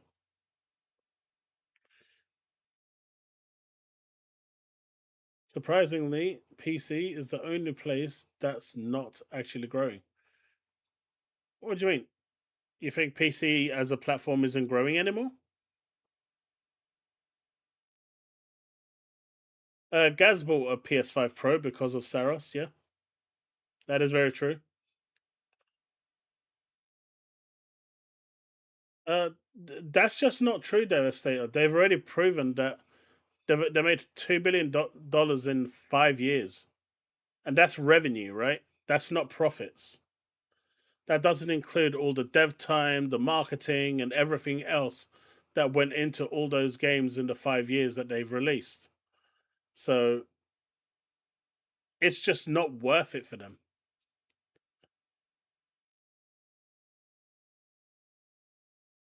He's obviously mad. New people coming into gaming may pick PlayStation if they have exclusives over PC. I mean, they will. That's just the way it goes. Oh, right, okay. I was gonna say because PC is growing. You know, it's like not growing. Wait a minute. What's Suffer saying here? Yeah, 2 billion is nothing. Over 5 years, like if they made 2 billion per year, and so over 5 years that was $10 billion. Yeah, that's an eye opener. Then it would be like, okay, there's a lot of money here. They're not going to leave that and just say no, we're not going to take that money. But over 5 years, you know, at some point it starts to become non-attractive, especially if you're seeing people that potentially could go out and buy a PS5 and get those games day and date, which if they are bought day and date, then it helps fund the next game for the game. Enough of the games that have come out that have released. I have enjoyed all my Game of the Year candidates so far. It's available on PC to some degree, either via Xbox or via Steam or whatever, Game Pass, whatever.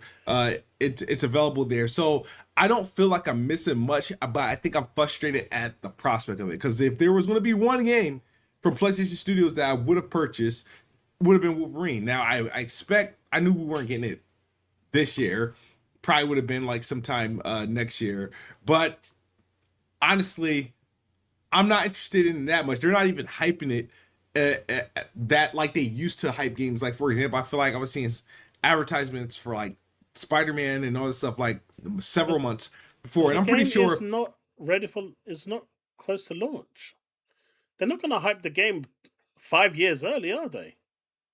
Come on, these are just straw man arguments. It's just trying to justify reasons as to, you know, I'm happy for you. I'm not mad. Congratulations. If you've seen the meme, you know what I'm talking about. He's just trying to justify reasons as to why he's annoyed at the fact that he's not going to be able to play it. I know Wolverine comes out in September. They'll probably ramp up the advertising sometime in freaking July or August. Who knows? But there you go. But I guess, yeah, this is, now that they confirmed it, I think it's stupid. I hope the initiative fell.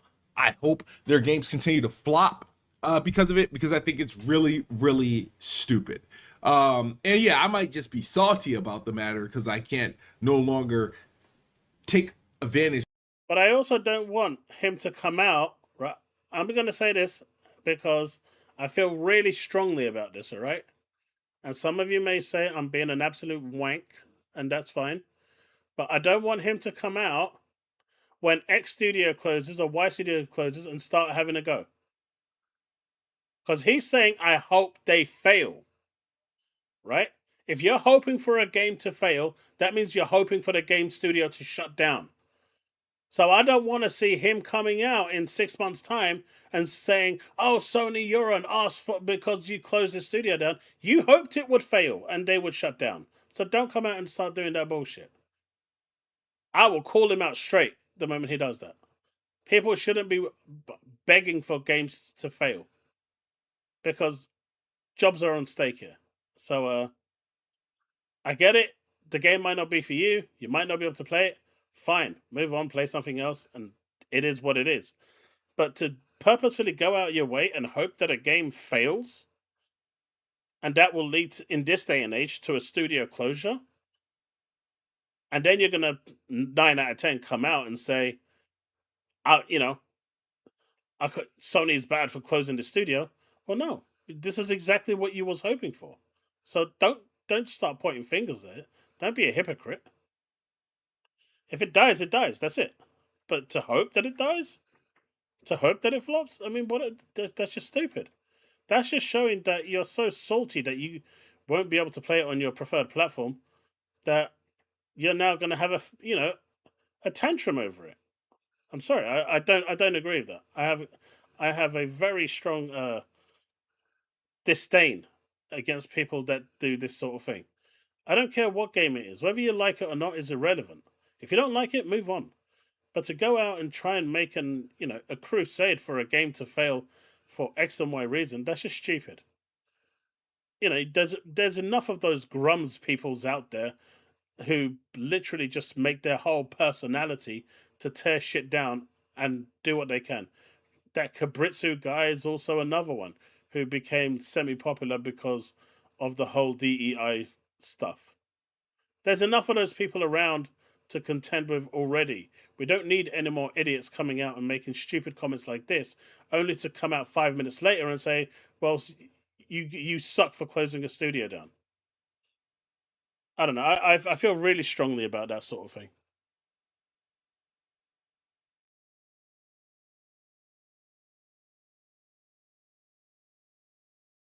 And Gorsty, that is perfectly fine. And if they don't sell enough games, that's on them, right? But to come out and say, "I hope they fail," that's just, to me, that's just being childish. I mean, Naughty Dog is making 2 new games at the moment, right? They're doing Intergalactic and The Last of Us 3, from what I've heard. It looks like Last of Us 3 is greenlit.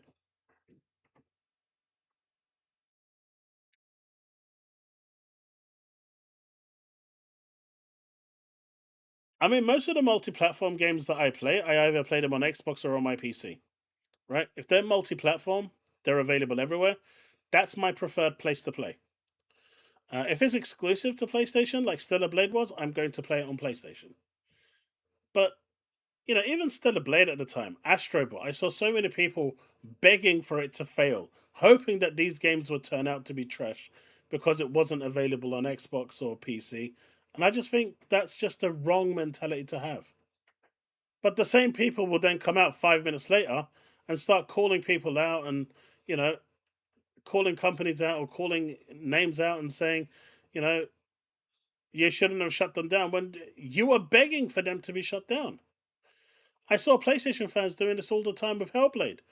They were begging Xbox to shut them down because the game wasn't going to sell well. It's like, what the fuck, man?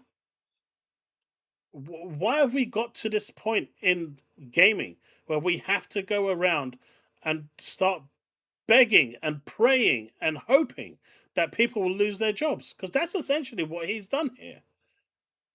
There's so many people in the industry that's losing their jobs out of the whim because of shit decisions from management. We don't need the gaming community to be against these developers. The developers don't make these choices half the time. It's the higher ups. But the developers are the ones that get screwed over in the end. They're the ones that get made jobless. I don't know. This really hits a sore point for me.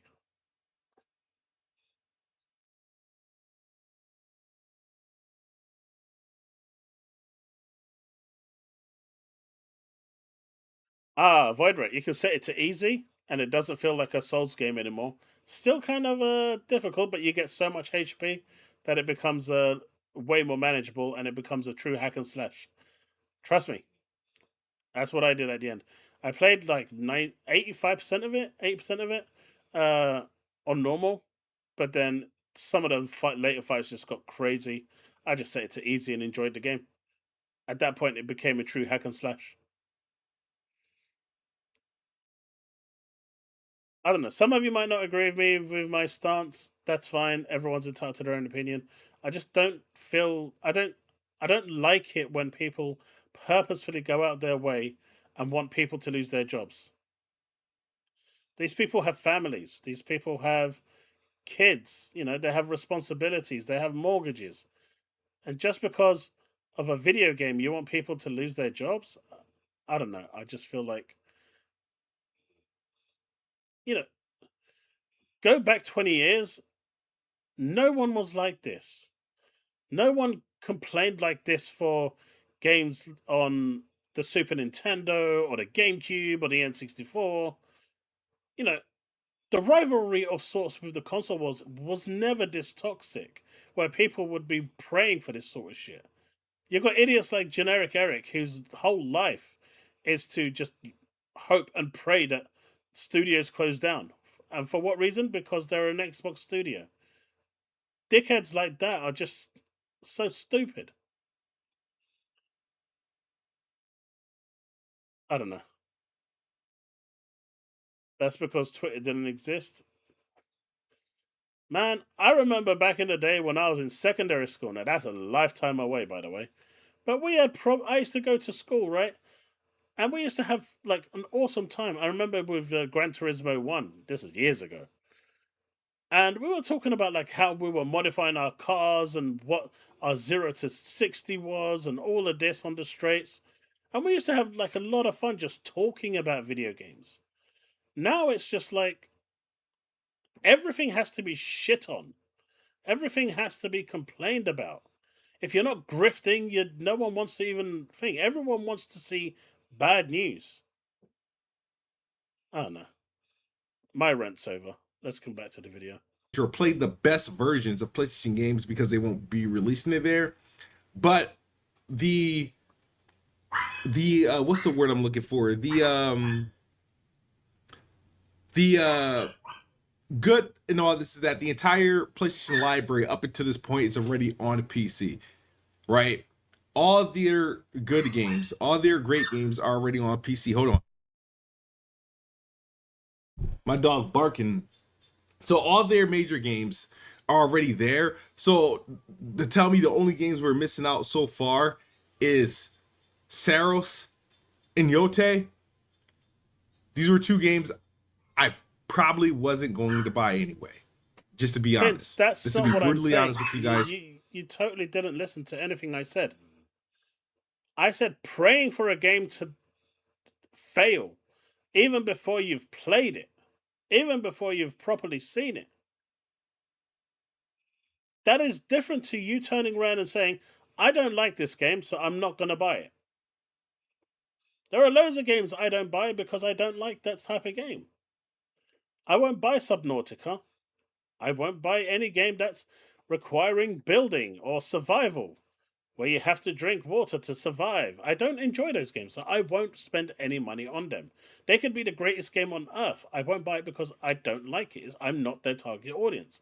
Extraction shooters, I'm not their target audience. I never have been. So I don't like it. You know, Once Human is a game that my friend's been dying for me to play.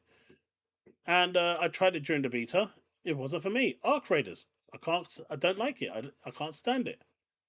There's a difference between you not wanting to play a game because it does, it's not for you, or because it's just a bad game. But then there's a difference, and then there's a stark difference between I hope this game fails because it's not on Xbox, or I hope this game fails because it's not on PC, or I hope this game fails because it's not on PlayStation. There's a big difference between that mentality. That's the point I'm making. If a game is crap and it fails and people lose their jobs, it failed for a reason, right? It failed because the game just wasn't good. Highguard is a prime example of this. Concord is another example of this. Right? There are a lot of games that clearly missed the mark and have shut down because of it. But to purposefully go out your way to hope something fails because it's not on your preferred platform, I don't like that mentality.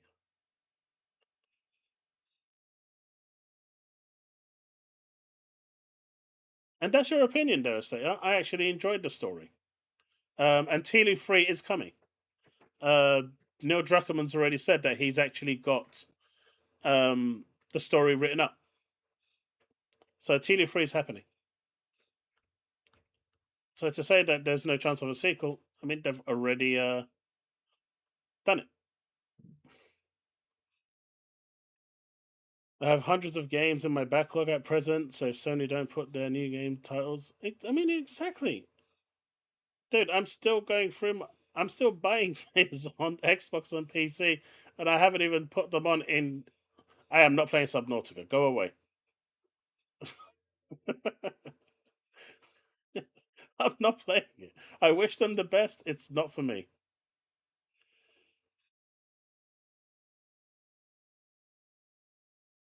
It's not for me. I need to go back to Yote. I found it quite boring, which is why I stopped. It didn't feel like Ghost of Tsushima, and it's got nothing to do with Atsu at all. It didn't grab me the same way as Ghost did. Tsushima did. I remember the Gran Turismo 1 demo. You could glitch $1 billion from the demo disc. Yeah, good times. But I'm not having a go at anyone. Like, I'm not trying to say PS7 confirmed. No. The remake is on PS7. The remaster's going to be on PS6.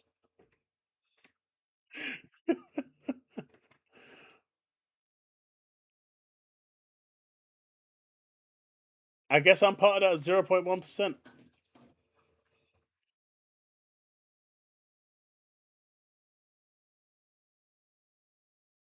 It's a good way to save money, Void. Definitely a good way to save money.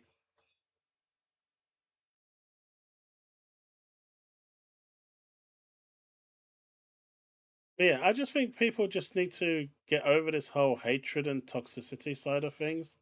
Games are there to be enjoyed, and I get it. It sucks that sometimes games aren't on the platform of your choice. But just because Xbox is doing it doesn't mean everyone else has to do it. And if Xbox really cared and really had any kahunas, they could use the tons of games that they have as leverage and say, hey, you know that game that you've got over there? I want it to appear on Xbox at some point. And in return, I've got all of these games that, I'm giving you anyway. But if you don't give me anything in return, I'm just going to stop giving you any Activision game, any Blizzard game, any ZeniMax game, any Xbox Studio game, and you're just going to have nothing there. And I'm going to go buy a few more studios and take them off you as well. And then all you're going to have is EA, and that's it. Right? If Microsoft really wanted to, they can screw Sony over left, right, and center. But they're not. But they could do that very, very easily. And Sony would have to cave. They wouldn't have a choice.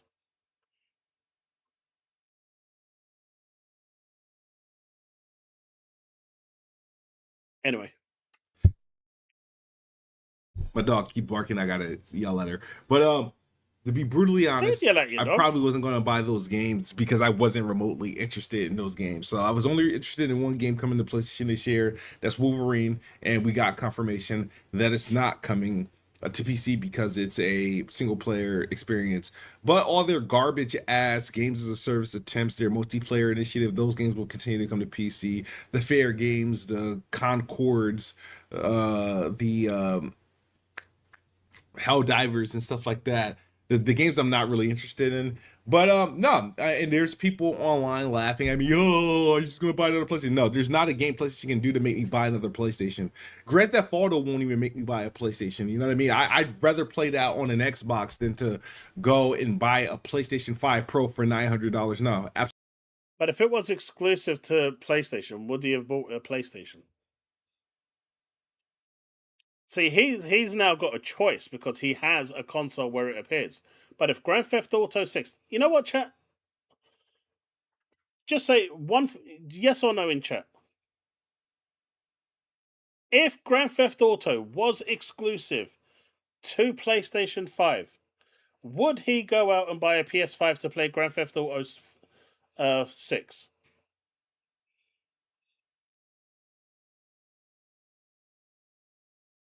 That's my question.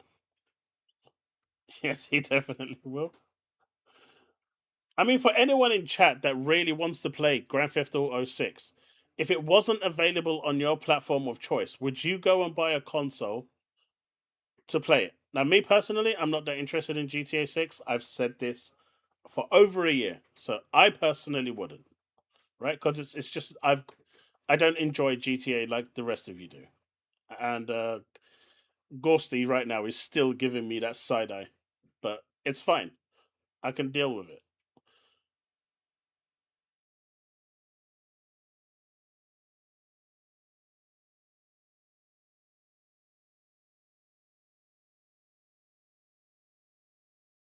Never liked GTA 6. Man, I love how so many people are like me coming out of the woodworks. It's great. We need to start a revolution. Viva la revolution. Wait, I could feel the gaze from here. What are you on about? That gaze was drilling a hole in my skull. I could feel it from all the way over there. What you talking about, mate?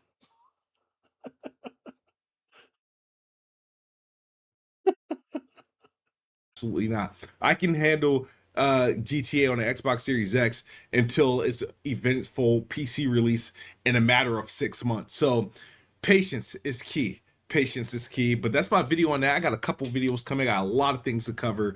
And hopefully you guys stick with me because you ain't been watching shit on this channel, which makes me want to hang it up sometimes. But that's the video. As always.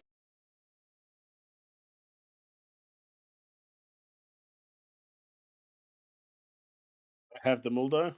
Yeah, same as me, Sappho. I got a Switch 2. I even bought the Virtual Boy add-on. I've only used it once, but it works. I kind of buy all the platforms, so I just don't have to run into that problem ever.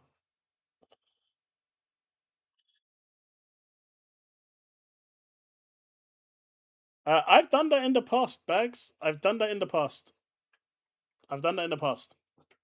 I've bought a console for a single game, and obviously I bought other games for it after. But I think it might have been during the PS1 and PS2 era where I walked into the shop and I really wanted to play that game and I couldn't. And it's kind of been a thing since then that I buy every platform at launch, and I don't. Sometimes I skip the pro version, sometimes I don't, but I have a form of the console, so I can so I can have access to everything.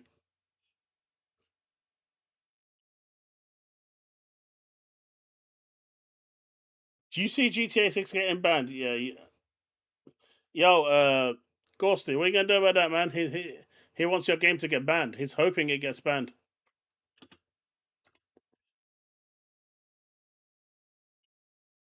Honestly, I bought the Switch 2 just so it can sit there, and if I want to play a game, it's there. The Switch 2 has probably had. I think this. I've played the Switch 2 with Mario Kart 8 for about an hour. Or was it Mario Kart World? I bought Metroid. I haven't got around to playing it yet, so that's a game I'm going to play on it. I bought a few other Switch games that I want to play on it. So at some point I'm gonna get to them, but yeah, it did not end the way I wanted it to end. And for me, for some reason, Nintendo games always seem to follow that kind of principle. It's my least played console. No, it's a Souls game. I don't like Souls games. The only reason I own an Elden Ring is because my kids wanted it. That is the only reason I even own Elden Ring. It's just I don't enjoy Souls games. But Stellar Blade, before anyone says, "Well, why did you go after that one?" It was the closest thing that I had to Near Automata. From the music to the gameplay to the style, it was the closest thing that reminded me of Near Automata, which is one of my favorite games of all time.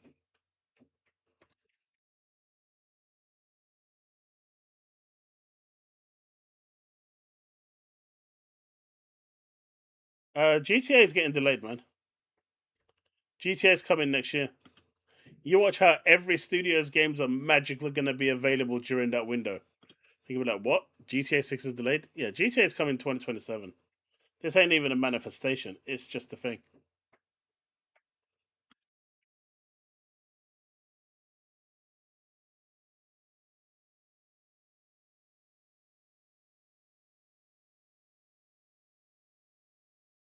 Yeah, sorry for that rant earlier.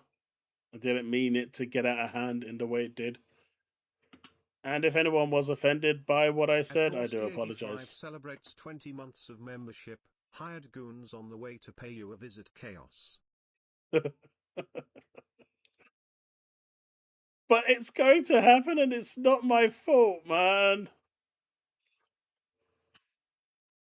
But we are at 19 out of 25.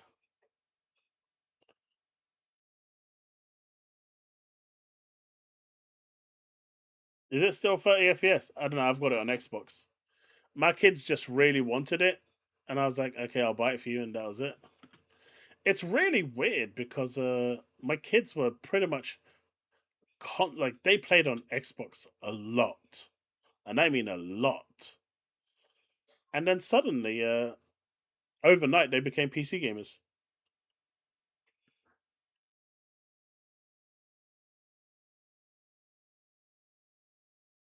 I tell you what, if Liverpool win the Premier League this year, in this current Premier League season, then that will solidify the fact that GTA 6 is releasing this year.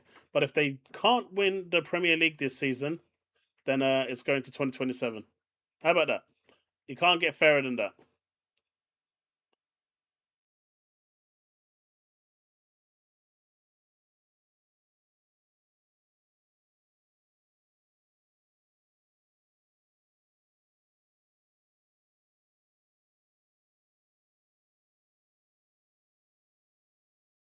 I think the furthest I got in Elden Ring, I kind of you start off in a cave.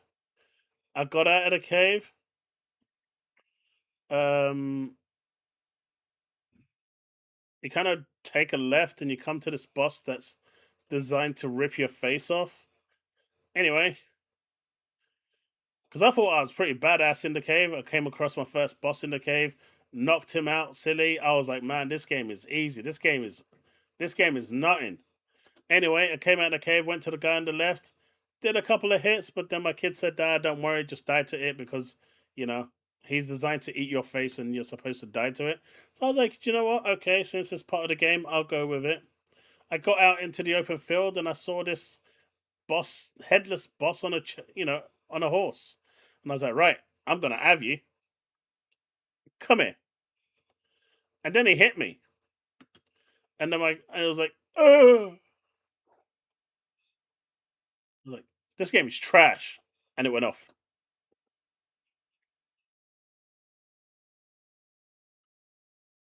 And then it went off. That was the end of my journey in Elden Ring.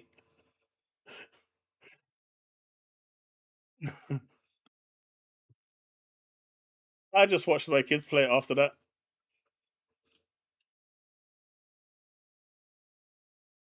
Yeah, but he came up to me and I was like, you know what? I'm gonna have you. Come here. And it did not work. It did not end well. It did not end well. I felt truly betrayed at that point in time. I felt like all my hopes and dreams and my aspirations were ruined.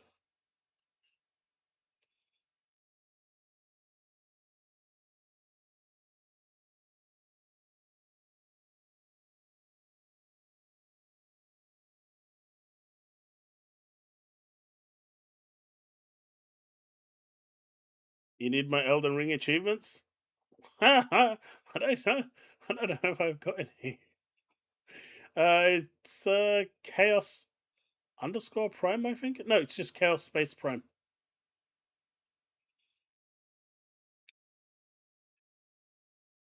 PlayStation didn't allow for spaces back then, so it had to be underscore. Do you guys want to check this out? It's going to be at double speed though, and this will be the last thing I can check out today before I call it a day.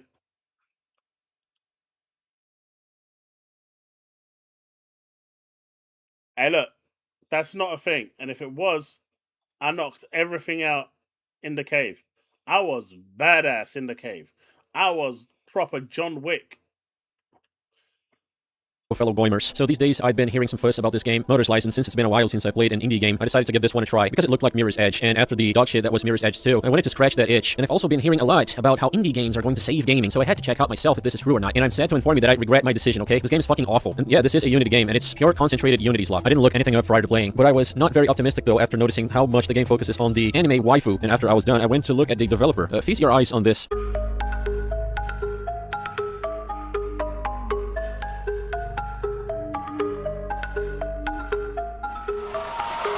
In the last video, I may have underestimated the amount of weirdos on the I saw nothing wrong with this.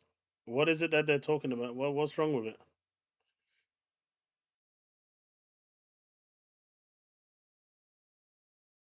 internet. This game convinced me that most of what I call bait is probably not bait in fact, except in this case, it's undeniably the game itself and its developers sexualizing feet and other disgusting shit, being explicitly and unashamedly degenerate. Holy fuck. I turned Sims into a game mechanic. Okay, so you're full-on marketing this to the Gooner audience. If that's not a red flag, I don't know what is. That's the way I do things. I guess I just play games before doing any research. But what about the game itself? Is it good? Is the gameplay I guess I'm playing this game. You know, he sold me on the game already. Good job, Triads. Too fast for that time of night? I'll slow it to 1.5. Let's try 1.75. But yeah, he's already sold me on the game.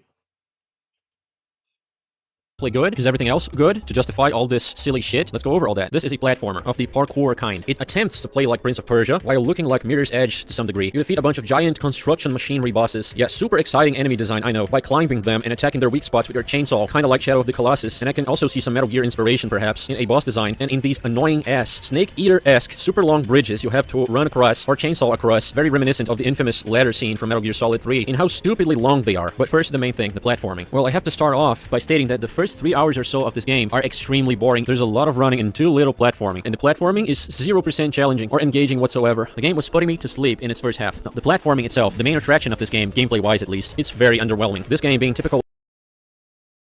Wait, he thinks this is Gooner bait? Is that what he's really saying? I don't think he's seeing Gooner bait. I don't even know if I can show the new Azure Lane trailer that just released on YouTube without getting banned or getting in trouble. There's no nudity shown, but I don't know if I can show it.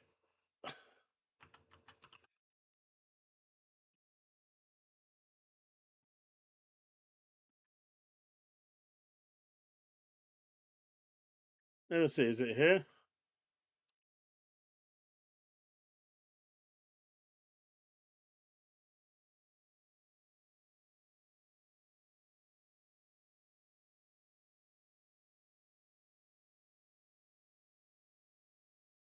Where is it?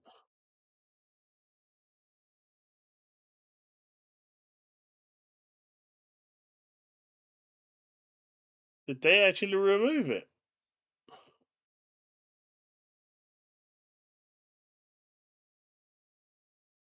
I think they might have removed it.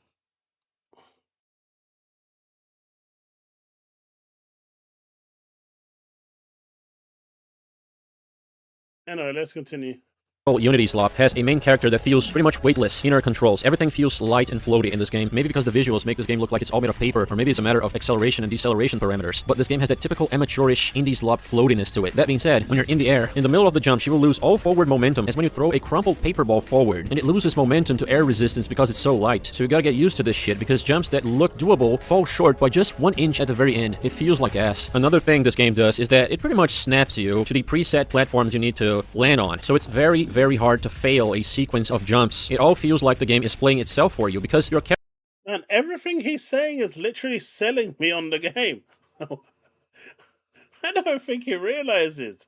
I had my eye on this game anyway, but so far, unable to fail, enjoy a bit of parkour, platforming, waifu gunabait. Okay. character just homes into the platforms pretty much. It's not impossible to overshoot or undershoot them, but that mostly comes from you jumping from a place you weren't supposed to, instead of from a lack of skill in controlling your character. This is a complaint I had in Reloaded as well, even though that wasn't a video game, but a massive pile of stinking feces. This game does the same thing, where all you have to do in order to jump from swing pole to swing pole, for instance, is to hold forward and hold spacebar. That's it. You don't need to time anything. You can't even jump before your character has enough force to make the jump. You can't do it too early. You can't do it too late. There's none of that. Some of the most frequent mechanics are wall running and climbing. When they work, they work. But half the time, they don't work. What I mean is, this game is really fucking bad at understanding what you're trying to do with your inputs. It teaches you that first you should look in the direction you're trying to climb. That's how you point the inputs to the direction you want to go, basically. But sometimes that's simply not the case. Sometimes what matters is holding the directional key. And sometimes none of that matters anyway. You'll want to do a wall run and she does a wall climb. You want to do a wall climb, she does a wall run, even though you're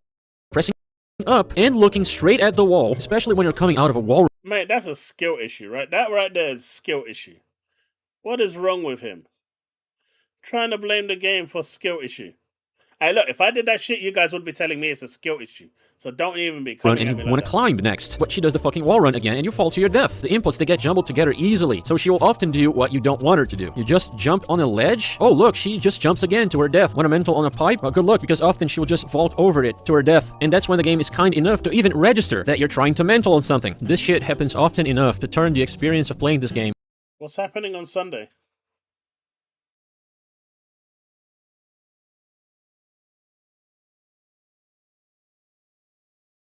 Yeah, I just feel like this guy just purposefully wants to hate this game. I don't even feel like he's giving it a fair chance. He just wants to hate it for the sake of, I don't know, maybe there's some kind of DIY or some bullshit that's attached to this game.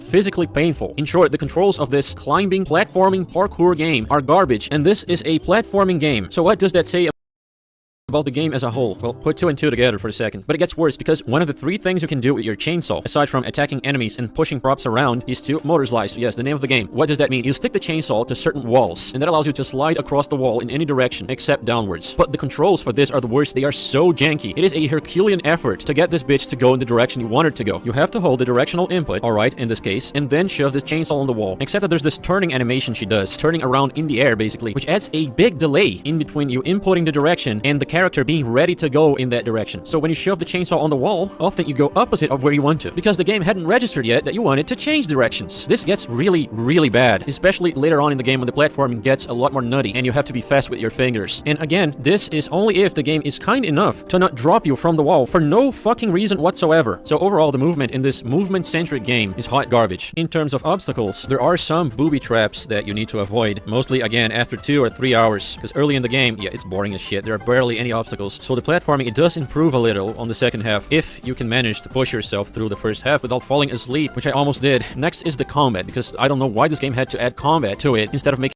This guy's voice is just too droning. It's putting me to sleep. I'm about to pass out just listening to him. You know what? It's given me reason to play it. He sold me on the game, and I'm perfectly fine.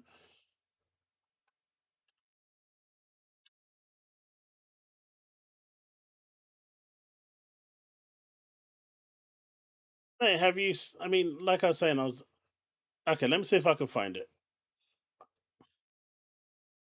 Someone sent it to me on Twitter.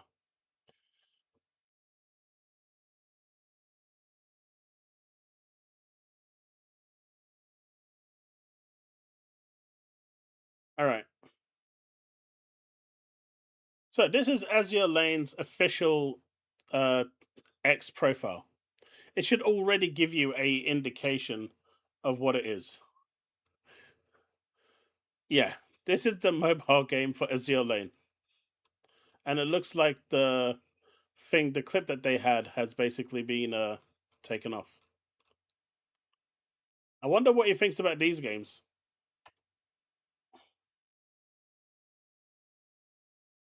I wonder what he thinks about those games.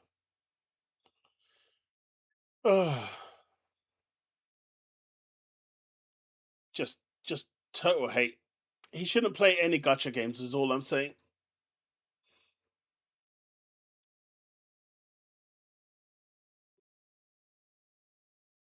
Did I? No. Gonna say. I ended the stream by accident. But I am gonna end it now. It's past midnight, quarter past. I am gonna be round tomorrow, probably finishing off Fatal Frame. I don't know. I feel like most people have already played Forza Horizon 6, so I think it might be better off finishing Fatal Frame. I don't know, I'll decide on the day. But yeah, that's going to be it for today. I think I've covered everything. You see, Gorsey, this is the sort of loyalty that I think you need to improve upon. What you need to do is make sure that you're going to be around. That's the sort of loyalty I expect.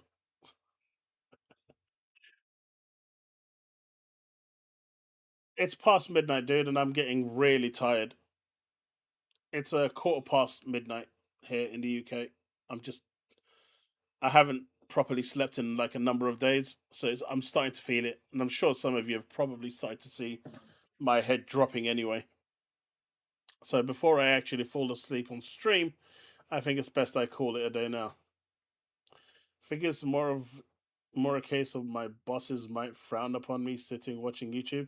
Hey, I got away with it for years. I hope you guys all enjoyed the stream though, and hopefully I'll see you tomorrow over at youtube.com/Chaos Lounge Gaming or twitch.tv/Chaos Lounge _ as in literally the underscore, not the word. So yeah, feel free to stop by any of those, and we'll probably try and finish Fatal Frame tomorrow. Take it easy, guys. Hope you enjoyed it, and I'll see you in the next one. Peace out and remain legend.